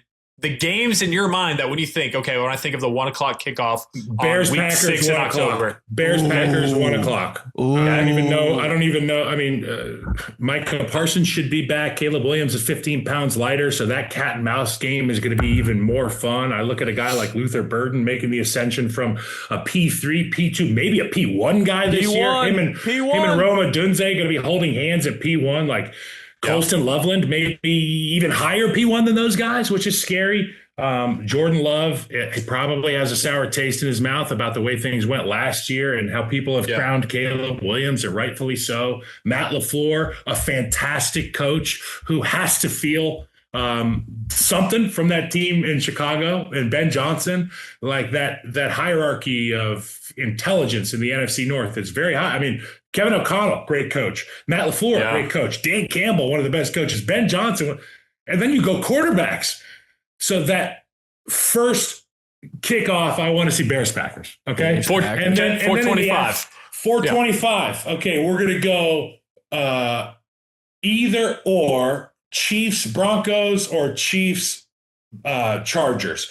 I always love watching Derwin James play football against the Kansas City Chiefs. Okay. And there are a number of players I could name when getting excited about that game. But holy shit, Derwin James, Travis Kelce, we get it again. That's, I mean, those guys have so much respect for each other, and they try to kill each other every time they play. Patrick Mahomes is coming back from an ACL. Okay, the greatest player, the greatest villain, the most hated guy by some people. He's coming back, and he looks great. And you know what? I can't wait to watch that. And then we're going to go evening. We got the evening game. I want to see Sam Darnold taking on Matt Stafford. Okay. I want to see Matt Stafford. I want to see, okay, wait for it. I want to see how the Rams are going to find out how to pay Aaron Donald. Is that a for sure thing? Because that has to happen. Okay. That has to happen. All right. I just, it's like I saw Jay-Z and Nas. They did a show together a couple weeks ago. We never would have thought that was going to happen, right?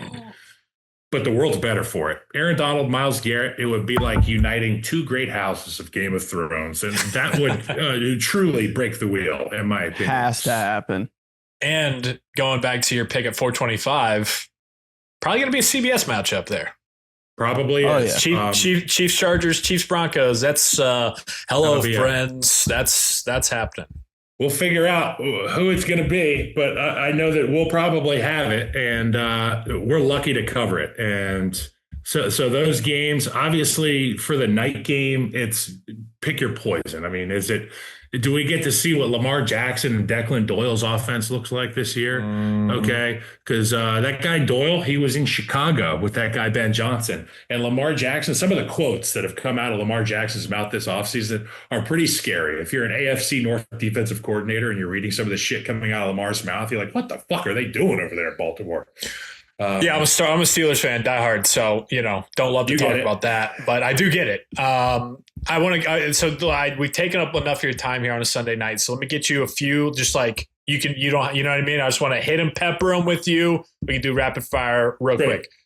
Injury, the only way the Rams don't go to the Super Bowl. Yes or no? Yes. Bears flash of the pan or here to stay? Here to stay. It's going to be a grease fire soon. Is this finally the year of the Bills or the Bengals? No. Nope. Okay, what's going to be a disappointing team? A disappointing team. If you're a Bengals fan, the Bengals. Love to hear that. Surprise team out of the NFL. Surprise team out of the NFL.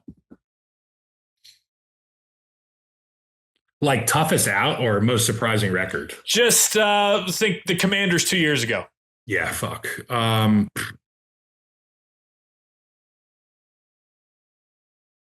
I just think that the AFC West is going to be a juggernaut, and you can't pick a wrong team. And if I were to get laughed at if I said the Raiders, I'd say just be patient. Ashton Genty behind a real offensive line is going to be something. I called the Week 18 game between the Chiefs and the Raiders, which was Chris Oladukin versus Kenny Pickett. And two former Steelers quarterbacks, by the way. It's going to look a lot. It's going to look a lot different for the Raiders this year. And I understand that they are in the deep end, as it were, in that division. But I think the Raiders get a lot more competitive this year. And love it. As somebody who's got silver and black in my blood, I have an appreciation for that. All right, last two. MVP. Caleb Williams. Whoa. Super Bowl matchup and the winner. The Super Bowl matchup and the winner. You're going to have to tune into the NFL and CBS for that one. Oh, there's a little plug. All right. Hold up. One more thing. One more thing. What you got? What's your favorite Pop-Tart? And we'll get out of here. It would have to be the one with the white icing with the rainbow sprinkles on top. Whatever Strawberry. that is. Strawberry? That's it. OG strawberry? Nice, right? Okay. That's OG? All right. Hey, not mad. You toasting it or is it just staying cold? No. I'm too hungry for that shit. Room temp. That's a dog right there. That's a lineman, baby. Hey, you guys are the best. Thanks for having me. It was great talking to you. Yeah, dude. Thanks so much for taking all this time on a Sunday. Appreciate it, buddy. Yeah, love you, big dog. Thank you. Talk soon. Later, Peace. Man. All right. KL Long, the man. general. Third guest, third week in a row. We're really firing on all cylinders here. They just keep getting longer. They keep getting better. And that's what she said. Oh, God. Hey, you could say they went long. Finally got a trench dog in here. A piss dog. Yeah. Hey. First 2 weeks of guests, we got the pretty boys, all right? No. We're putting the hand in the dirt this week for you guys. Need a little meat and potatoes on the That's right. Kyle Long, everybody. KL. All right. Just every guest we have, just their initials. BQ, KL. Dude, yeah. TeamNewsGuys@gmail.com. Keep filling it up. Appreciate you. Let's go to Joseph. Joseph says, Jake Kowalski and AJ Peak know about this? Oh my God. Staples in my life, bro. He says, hey, fellas, long time, first time. Could not be further from a local podcast, but I nearly spit out my coffee going back and listening to old episodes, hearing these two fine Southside gentlemen get name dropped. I'm from the North Side and have odd connections to both. Imagine a road trip with those two. Funny. We're going to keep dropping them. Yeah, we have to. I heard a more famous name dropped in a recent episode and made me think back to a cherished memory that had started to fade with sans time.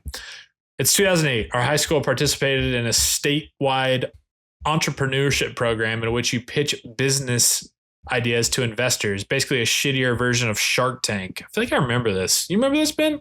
Kind of. I feel like I remember. Yeah. Me and my crew signed so we could cut out of school and stay at a hotel downtown for 2 days every year for the event. The event happened to overlap with the NFL draft combine that year. So me and my friends are effing around watching Sports Center in our hotel room at night. After bed checks with the teachers, we hear a knock from the adjoining room. Thinking this is one of our friends, we open the door to find a friendly drunk guy standing there, with other people hanging behind him in his room. Naturally, we chat further and he invites us to hang out. We then see a random massive human sitting in one of the hotel desk chairs. The drunk guy starts to quiz us on the identity of this dude in the chair. We start randomly throwing out names like Taquio Spikes and Cadillac Williams. The drunk guy then screams, "That's TJ Duckett, baby." We proceed to hang out for a few hours, grilling TJ on NFL stuff. Delightful guy. We then cruise out through their door, avoiding the tape administered to our door by our teacher, and walk around downtown Indy for the night. To this day, I have no idea who the drunk guy was and what his connection to TJ Duckett or why a retired TJ Duckett was in town for the combine. But I became a massive fan, and my friends have dropped "It's Duckett, baby" 8 million times since. Did you guys have any random athlete encounters growing up? I'm going to go ahead and go take your response offline. Joe. Go ahead, goal. Go ahead, goal. Gonna go ahead, goal. Oh, the train wrecked my car. I'm gonna go ahead and go. Wow. TJ Duckett, huh? Yeah, that's the thing about the combine, man. I mean, I've talked about it on this show a little bit, and you guys have seen my stuff online, but the combine in Indy, you really never know. Like, you'll be bopping around, you'll be out at a bar, you'll be out at a restaurant, and you turn and, Joey Porter is walking in, and you're just like, what the hell's going on? Cannot miss that. That neck, dude. Thickest neck in the history of necks. Hey, yeah. Mel's best available necks. A lot of neck talk. I gotta write it down. Hey, that's next. Oh God, this guy. Random athlete encounters like that. I mean, God, I don't know how random you can say it is for me, but like, when I'm at Cam Hayward's draft party in Pittsburgh and I'm just sitting there with Michael Pittman Jr. and Marquise Pouncey, you're like, the fuck is going on? That's wild. Not random though. Really not. I guess know, you got to be like in the same proximity. I've never just seen like, oh, that's Jeremy Shockey at Target. Like that never happens. You know, you got to be like at an event, kind of. I was at IU one time, saw Victor Oladipo at Steak and Shake. I mean, but obviously hit on my girlfriend. Yeah. It's okay. Yep.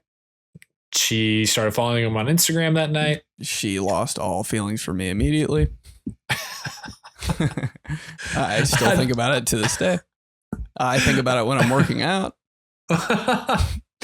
When I'm on rep number 7, I think about it. All right. Hey guys, you just gotta do, man. Miss her. I think I've told this story before, but me and my dad were in the line for the rental car in Miami. Right in front of us, dude. Relatable somehow. Right in front of us, Ron Jaworski. Oh! In the Hertz line? Hertz line, dude. I'm 16. It's the first time that I've ever flown. My dad's doing business in Miami, and for the weekend, he was like, yeah, like Southwest points. He had another flight that he could get with. He's like, come on. And I was like, all right, yeah, sick. It's January. So here I am thinking I'm going to go to Miami and be in, beautiful South Beach while it's, fucking Hoth up here in Indy. And I get down there and it's the coldest recorded weekend in history of Miami. It was literally 36 degrees, but still dope. And anyway, so we get down there and, yeah, Ron Jaworski, he's wearing blue jeans and like a Indiana Jones leather type jacket. And me and my dad are like, I think that's Jaws. It's Jaws. I think that's Jaws, bro. Yeah. Can you imagine? Was your mom around? No, your just mom me and my dad. Rolling her eyes, bro. It was just a boys trip, dude. That's so funny. Is that Jaws? Yeah. Oh my God, dude. And, I'd faint. What if you fainted? Hey, by the way. Why'd he faint? Saw Jaws. Not the movie. Not the movie? Not the movie. That sums up Clubhouse. That sums up this show. Saw right Jaws, not the movie. Passed out. Yeah. But yeah. Mel's best nicknames. Jaws doesn't get talked about enough. That's pretty unbelievable. But yeah, I'll never forget. And he must have like felt us talking about him or just had a sense. And he turns around after he gets his shit and he's walking away, roll with his roller suitcase. And he just gives us a, "What's up, guys?" in his Jaws voice. He knew, bro. He knew. You know, when you like have that kind of like, Hey, he turns around, his coffee cup says Edge NFL Sunday matchup on it. So you guys, both you and your dad found 2 hours later on the ground at a Hertz rental car in a puddle of pee. How'd he die? News is like trying to report on it, like news voices, When talking to Molinaro after he came to, we asked, "Why did you pass out?" I simply said, "Because I saw the Edge NFL matchup cup." Oh, wow. Yeah. Well, thanks for keeping us updated, Vicky. Glad they're okay. Right. We'll be back on Channel 8. Wish TV 8. Yeah, so that one sticks out. Dude, randomly, I feel like I've not a local pod. I feel like I've had the same flight as Eddie Gill like 6 times. Who? Eddie Gill. Who's that? The former Pacer, the guy he's on Fox Sports or he's on whatever the Pacers play their TV games on now. I think he does radio with them Bally too. Sports. Yeah. So many flights with that guy. Hey, got a lot of flights with different people. Yeah. Flight with Rich Eisen. Yep. Just took a video of him, sent it to you, didn't say shit to him. I was like, good. Flight with Reggie Wayne. Whoa. Did he have 2 phones? Had the biggest sunglasses on ever. Headphones, so like did not like wanted to be noticed, but like didn't want to be talked to at all. Nice. So I was like, good play. Cool. Field Yates on a flight. Said what's up to him. Proud of that. That's cool. It's a good one. Work the combine. I mean, that's not like a, oh my God, I saw this guy. They were all there. But like we got paired up with guys and we had to like take them. We had to like escort them like to like different parts of the facility because they didn't know where they were going. And we just, it was like, who's the line? Shit. Anthony Barr, maybe? Is that? Oh, yeah. Linebacker from UCLA. Yeah. Yeah. It was like him, it was like, yeah. Who's that again? Hey, next guest. Hey, hot enough.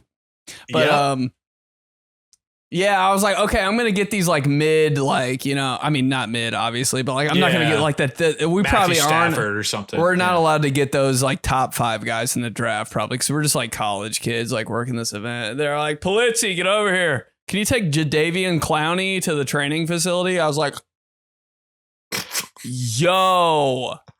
I didn't know what to do, dude. I was so unprofessional. Automatically dapped him up. Like, I didn't like, I was like, oh yeah, I'm supposed to be like working. Dude, got my phone out, started taking a Snapchat video, like low key, so he wouldn't see. Yeah. He was like, bro, he saw and he goes, bro, let's just take a pic. I was like, yeah. He caught me. So sick. Ran like a 4.2. I was like, okay. Best get off ever. Made it 10 yards in like 0.2 seconds. Like, I was asking him shit too. I was like, what are you running the 40 in, bro? How many bench reps are you doing? He's like, I'm not allowed to say any of this. I was like, oh yeah. Other combine. I was at dinner with somebody, a business associate. Is me, my wife, and somebody that we were out like having kind of a networking dinner with. And my wife. And me, dude, Petey. Yeah. And we're sitting there, and all of a sudden, Kliff Kingsbury walks up. Well, not your wife anymore. Not my wife. Time to find a new wife. Kliff Kingsbury was like he's a client of the guy that I was having dinner with, and Kliff Kingsbury walks up and he introduced and everything and do a little small talk. The most Kliff Kingsbury ever had like a long, super tight black quarter zip that just like looked shredded on his body, black joggers, like Nike Air Maxes, just so like Arizona Cardinals logo, like right here. Fresh cut. Just so freshest cut, so put together. Literally, sunglasses. You're so right. Literally right after he walks away, my wife was just like, he was handsome. I'm like, okay. All right. KK stole my girl. Okay. Dude, hey, nobody wears more long sleeve shirts than KK. He's the reason that I want to wear shorts and long sleeve shirts. I'm like, dude, KK. if I could. Dude, are we all just cosplaying KK on Saturdays? If I could have a full closet of nothing but Nike dry fit, black long sleeves and joggers, that's all I would wear.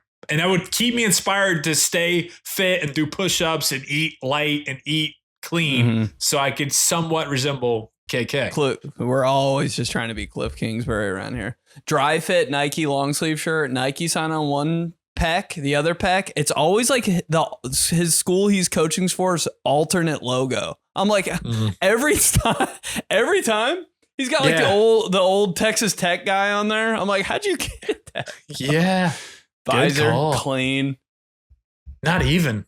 No, just freshest haircut. Oh, he's just going hair out. One of those coaches that doesn't wear a hat or a visor. You're like, damn, you really want sunglasses at all times.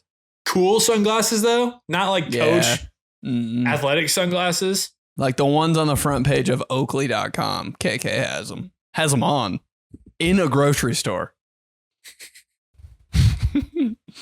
KK, big basket guy in the grocery store. What's up? Oh, yeah. Fresh produce. Stuff you've never even thought about buying. I'm like, he has cherries? Gotta get cherries. KK's buying cherries out of season? So am I. KK's buying sourdough bread. Guess it's my favorite bread now.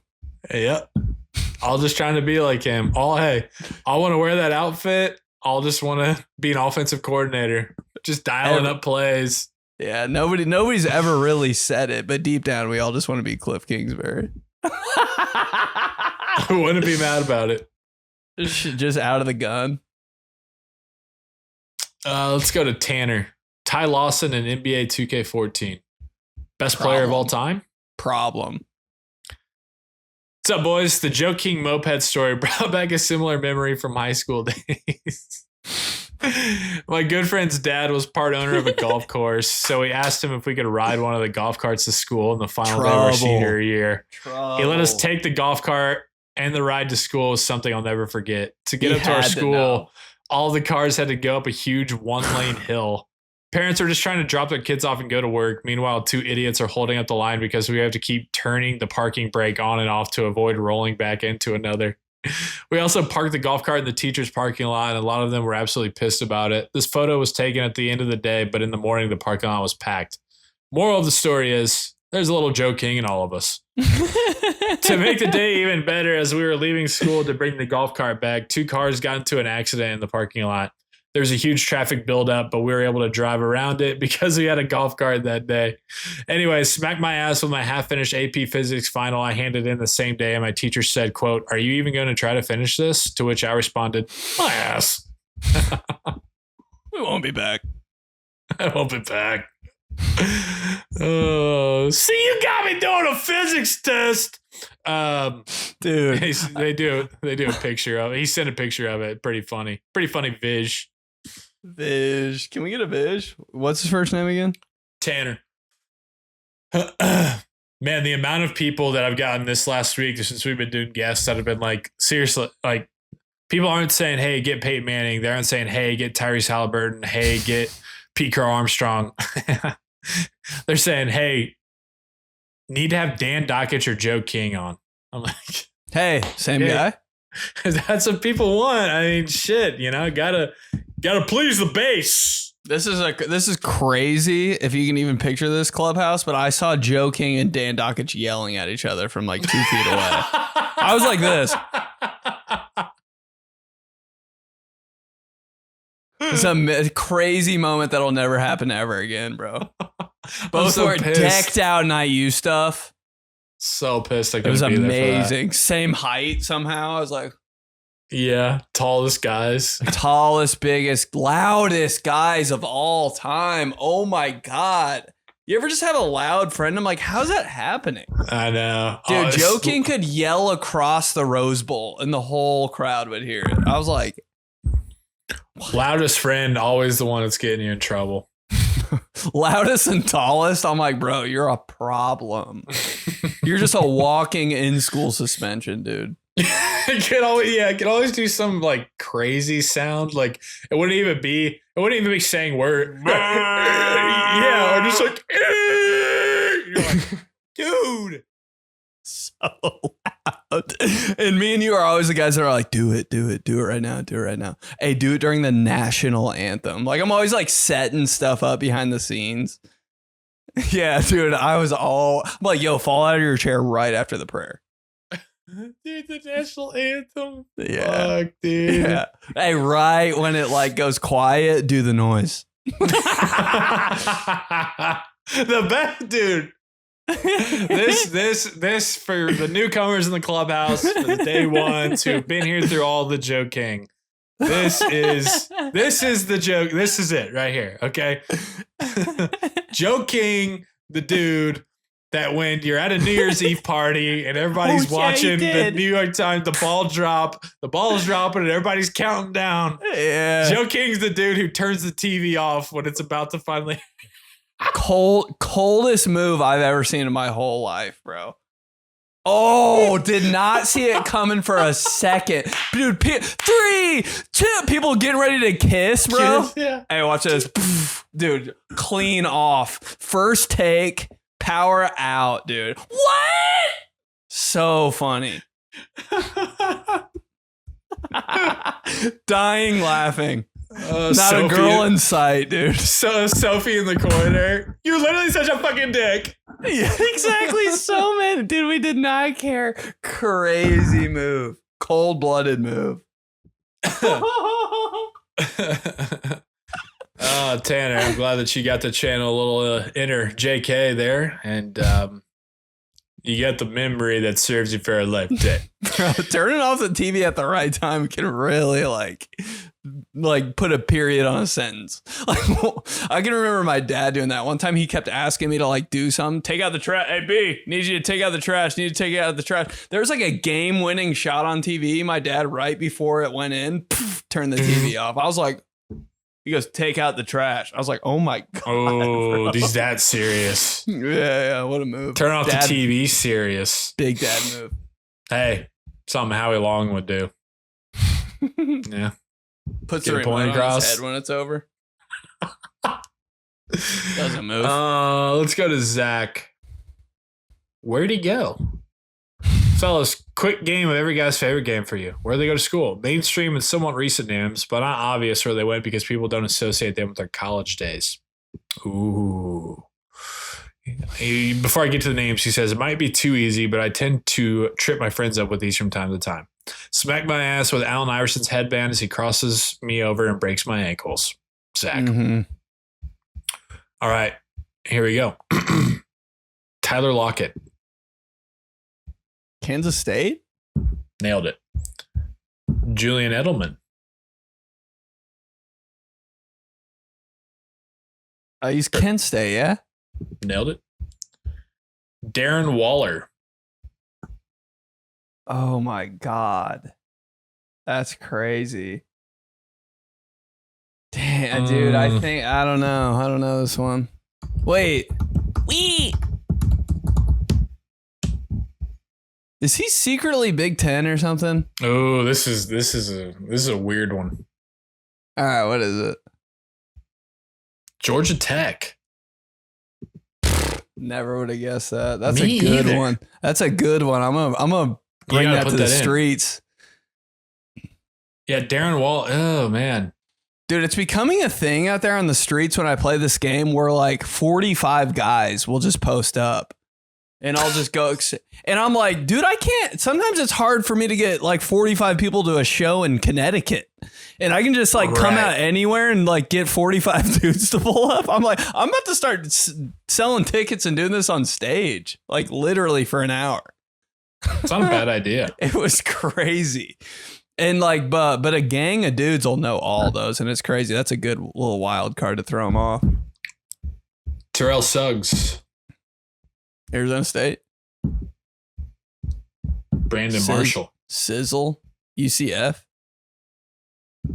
Brandon Marshall. Last one. How'd he slip through the cracks and go to UCF? He says extra credit, John Kuhn, which... Dang, yo. John Kuhn. Is that like, hold up. Is that, You're never going to get this. no, it's like a red and blue school, and it's like FCS. Yeah, you're on the right track. Start with partner. an S. Yeah. God, is it like short hitch?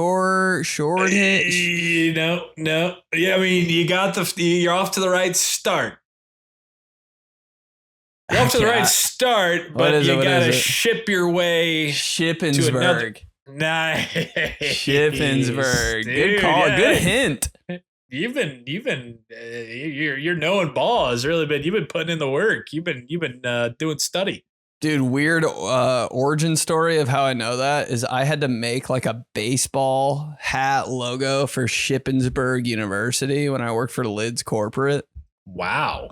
And I was like, oh, that's kind of like, I like learned about a bunch of like schools and I was like, okay, who went there? And John Kuhn was like their first guy. And I was like, all right, that's what's up. John Kuhn, such a Packer. Just God, he couldn't play on any other team. Not a chance. Born to be a Green Bay Packer. Good. The whole crowd, bro. When you're that guy on the team where the crowd like, Isaac Bruce for the Rams. Bro. For Heath, Hey. that's How about Heath Miller, such a mainstay with that cheer that after he retired, anytime a tight end caught the ball, people still just yelled, not even him. Not even him, bro. That kind of sucks, but they do it for Muth, right? Now they do Muth, yeah. Dude, but what about you'll still kind of hear some like smattering of Heath a little bit. Like it's still there. It's good to hear. I bet. Yeah. As a Steelers fan, you're like, we still got it. That's a legacy right there. Yeah. Like, that's nuts. Dude, Heath Miller on Madden saved my ass on third down, bro. Whoo! Hey, who's the other Steelers tight end? Is it like Washington or something? Darnell Washington, yeah. Dude. He might be like my favorite player. God, what a problem. He is a problem. He's insane to watch, and it's so not a sports podcast, not a Steelers podcast, but it's so give us some X and O talk here, dude. it's just so refreshing to see his skill set be utilized with Rodgers. And I know that McCarthy's going to do the same thing. Like, he's just, hey, man, it's all about matchups. Put your Jaws cap on. Like, he's a matchup problem for everybody, dude. Nobody can fucking line up with him. Nobody. And not a sports podcast, not a numbers podcast, not a salary podcast. Didn't the Steelers just sign him? Like, yeah, just re-sign extended him. Yeah. What is it? I think it's like 4-year, $42 million. Crazy. You're like 12 years, no big deal. Going back to that. What can go wrong? Lifetime contract, yeah. See, I didn't know if he was like a guy that like you could count on or not. Then the Steelers signed him for 4 years. I was like, kind of want to get his jersey. Well, when he first was there, he wasn't really. We just didn't know how to utilize him, and then you get Arthur Smith's offense was very tight end laden, and then Aaron Rodgers is like, yeah, I'm going to throw it to this dude. And so they just finally like tapped into it, which has been great. Sexy draft pick. That's one. That's when the Steelers picked him. You're like, oh, that's a cold draft pick. Totally. Let's wrap up here with Christopher. Fake Jordans equals lifetime ban. Whew. All right, this is I gotta get a drink of water here. This is a long one. Hold on. Since we're taking a little break, my phone screen's still. Just saying. Lasting impact. BQ. These guys love the first guest feature of the pod. Just stating the obvious, but Joey is an A+ interviewer and deserves his own Sirius XM show. Oh, wow. That's very nice. Thanks. I think so, gotta too. be honest, interview was a bit triggering for me once you got off the topic of fake Jordans. Here's my horror story. Back in 2002-ish, when Nike first started retro releasing all of their old classics, I finally got my chance to pay out of the ass for my favorite Jordans, the 11s, since my mom would never go for it back in 94. Shortly thereafter, I too stumbled across a Chinese website that sold all kinds of custom color combinations of any Jordan model you could think of, including my beloved 11s, and at wholesale prices. Unable to resist the urge to flex on everyone who wouldn't have had any of these dripping color combos, I immediately purchased 3 pairs. Upon arrival, I quickly realized that the size 12 I ordered were not size 12, and these clearly were not official Jordans, since it felt like my foot was getting amputated as I attempted to put them on. Short on resale options, since the Chinese website, of course, had no returns, I turned to eBay as my way to save face with the whole mess. I listed all 3 pairs for sale at an approximated size, and within 10 minutes was able to resell one of them. About 20 minutes later, I got the message from eBay informing me that Nike contacted them directly, accusing me of illegally pirating fake goods, costing me the opportunity to wash my hands of the last 2 pairs, as well as letting me know I would not be allowed to sell anything for an indefinite period of time. Didn't think much of it, since selling shit on eBay was not something I did on the regular, so I figured I'd just lay low for a bit, let it blow over, and then it'd all be forgotten. Fast forward 20 years later, I'm dealing with the same car trouble in 2022 that led me to purchasing a part that ended up not being what I needed. Since the site I got the part from also didn't accept returns, I once again resorted to eBay for a quick solution, only to immediately get the stop sign from their website administrator reminding me what I attempted to do 2 decades ago. Turns out indefinitely equals forever. Humiliating, but absolutely had to share once you guys started talking about it on the pod. All my friends still laugh at me and remind me to this day. Anyway, while I may be a criminal in the e-commerce world, no one's prevented me from purchasing tickets to see my heroes perform live for a second time. Thanks for taking the show local and stopping by NYC. See you boys in September. Let's go! Yes! Slap my ass with the refurbished brake booster that fits any Lexus GX 470 model between 2006 and 2008 that will now forever reside in a cabinet in my garage. Sincerely, Chris from New Jersey. P.S. Possible Mel's best available ideas. Athlete signature moves, Jordan fadeaway, AI crossover, Griffey Jr. Swing, athlete or coach, viral moments, AI practice rant, Jim Mora playoff rant. Sent from my iPhone. Man. What a dog. Chris from NJ, eBay guy. Can't wait till we see you. Are you the eBay guy? Yeah. I remember Chris, he came to the first These Guys Live in Indy, him and his wife. Wild. And we went out afterwards together, actually. Yeah, Chris, that was a blast. Hope to do it again in NYC here in just a few short weeks. And man, yeah, that's no joke, dude. Because like back then, I feel like, eBay, you're just kind of figuring it out. Now, a lot of people, that's all you do. People can just sell whole shit on eBay, make a shit ton of money with whatever it is. Maybe not a shit ton, but like, enough to be like, hey, I can go to my vacation fund or I can go to my date night fund with stuff from eBay. Kind of a cool job. I've always I've always wanted to be eBay savvy enough to like have a storage unit and just be like buying and selling eBay stuff. Seems ridiculous, but once you have like your system down, I bet it would kind of bang. Like, yeah, I'm just an eBay guy for my job.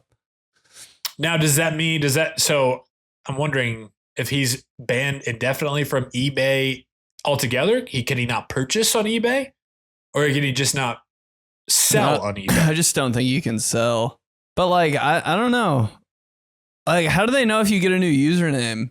Do they have your IP? Yeah.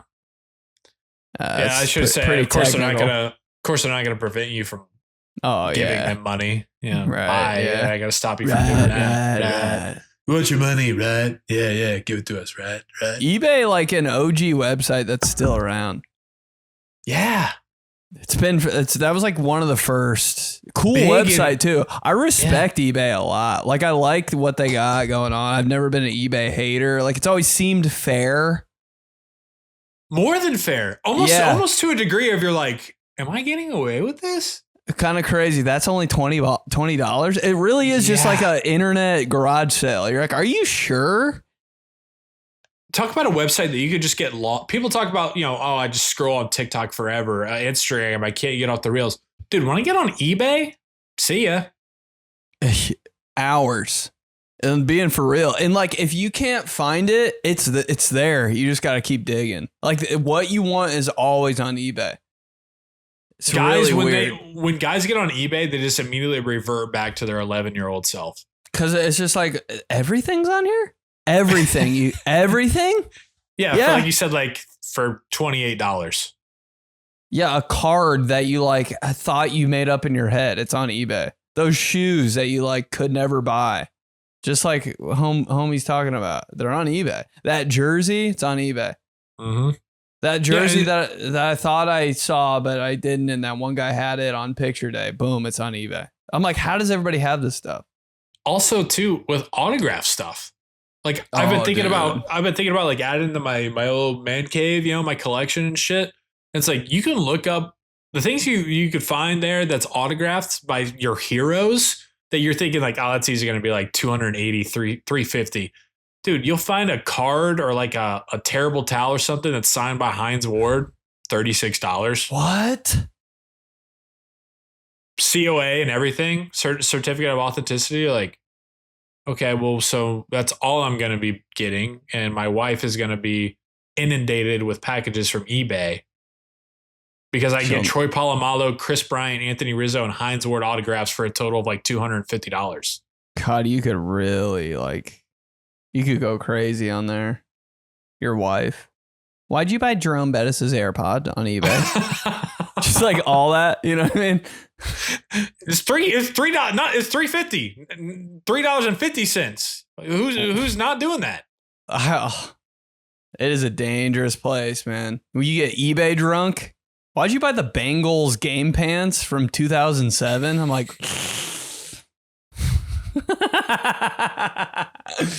eBay drunk. Why'd you buy the 1982 Miller Lite cardboard cutout of Howie Long and the fake Raiders gear? Right, because we just had Kyle Long on and it was awesome. So, want to put it in the basement? Oh my God. Hey, those companies had to be salivating to get the Raiders deal because they could just have them in their uniform pretty much. No branding. Yeah. No branding. Everybody knows that it's silver helmet, black jersey, silver pants. Oh my God. It's really Howie. him. Dude, best jersey contest winner of all time. The black and silver Howie Long in Chicago. It's going to be tough to beat. But it's going to be happening in New York City. Round 3 of a jersey contest for these guys live. We had the winner in Indiana was the Spurrier era Washington Sean Taylor. I mean, damn, man. That would go for so much money on eBay. That's like my eBay. My guy brain thinks about that too. Every time I see something, I'm like, that would go for a lot on eBay. Chicago winner, Howie Long, black and silver. A lot of good ones though. Was it that, or did we give it to the custom Hunty? Oh, dude, I forgot about that. That's like super outlier. That's like not even. That's going above. That I didn't even. It needs its own category, man. That's crazy. And next up, September 1st, Gramercy Theater. Could be you. Could be a custom joint. Could be something you find off eBay. Get searching. Make those purchases. Not only eBay, get those Southwest points going too. Come on out to New York City. Hey, you're in the big city. You're around the big city. Make yourself a little Tuesday night. You have a nice Italian dinner. Then head on over to these guys live. Bing Pity. Can't wait to look out in the crowd and see a Kirkchin 55. Let's go. Oh my God. Kirkchin 55 and Gammons 13. Red Sox. Just all sportscasters. A group of dudes with all that on there. Who's the other homie? Ravitch baseball dude. Oh my God. Ravitch Rockies 33. I'd kiss all those guys. Just I love you so much. I love you so much for that. Oh man, yes. All right, get your tickets to that. Can't wait. Coming up September 1st, New York City, me and Benny live. Thanks to Kyle Long for being on with us. Love having the guests. Seems like you guys are really enjoying it as well. So let us know in the Discord. DM us on Instagram. These guys LOL on Instagram. These guys LOL on YouTube. The Discord Clubhouse, best group chat ever. More and more. I think there's some more and more logos are creeping in there, but everybody's anonymous, so we don't know who it is. Perfect. Could be Jake Kolasek. I don't know. We don't know. It could be Mr. Walters. I don't know. It could be. Could be. But hope to see you guys tap in there or in the comments. Who should be our next guest? Yeah, dude, we'll shoot our shot.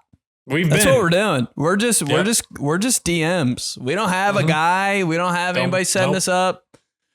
Grassroots, baby. Let us know. And maybe could be helpful too is if everybody's kind of agreeing on some people. Yeah, the Clubhouse Army get out there and you should go on these guys. Army. You should go on these guys. Go on these guys. LOL, Benny and Joey. Like, let them know. DM them. Comment. Just get the word out there a little bit. But it's been a lot of fun so far. So, appreciate you guys. Love you, and we'll talk to you next week. All right, fam. Yep. These guys. Eric Gagne. Arnaz Battle. All right. Next guest. Hopefully.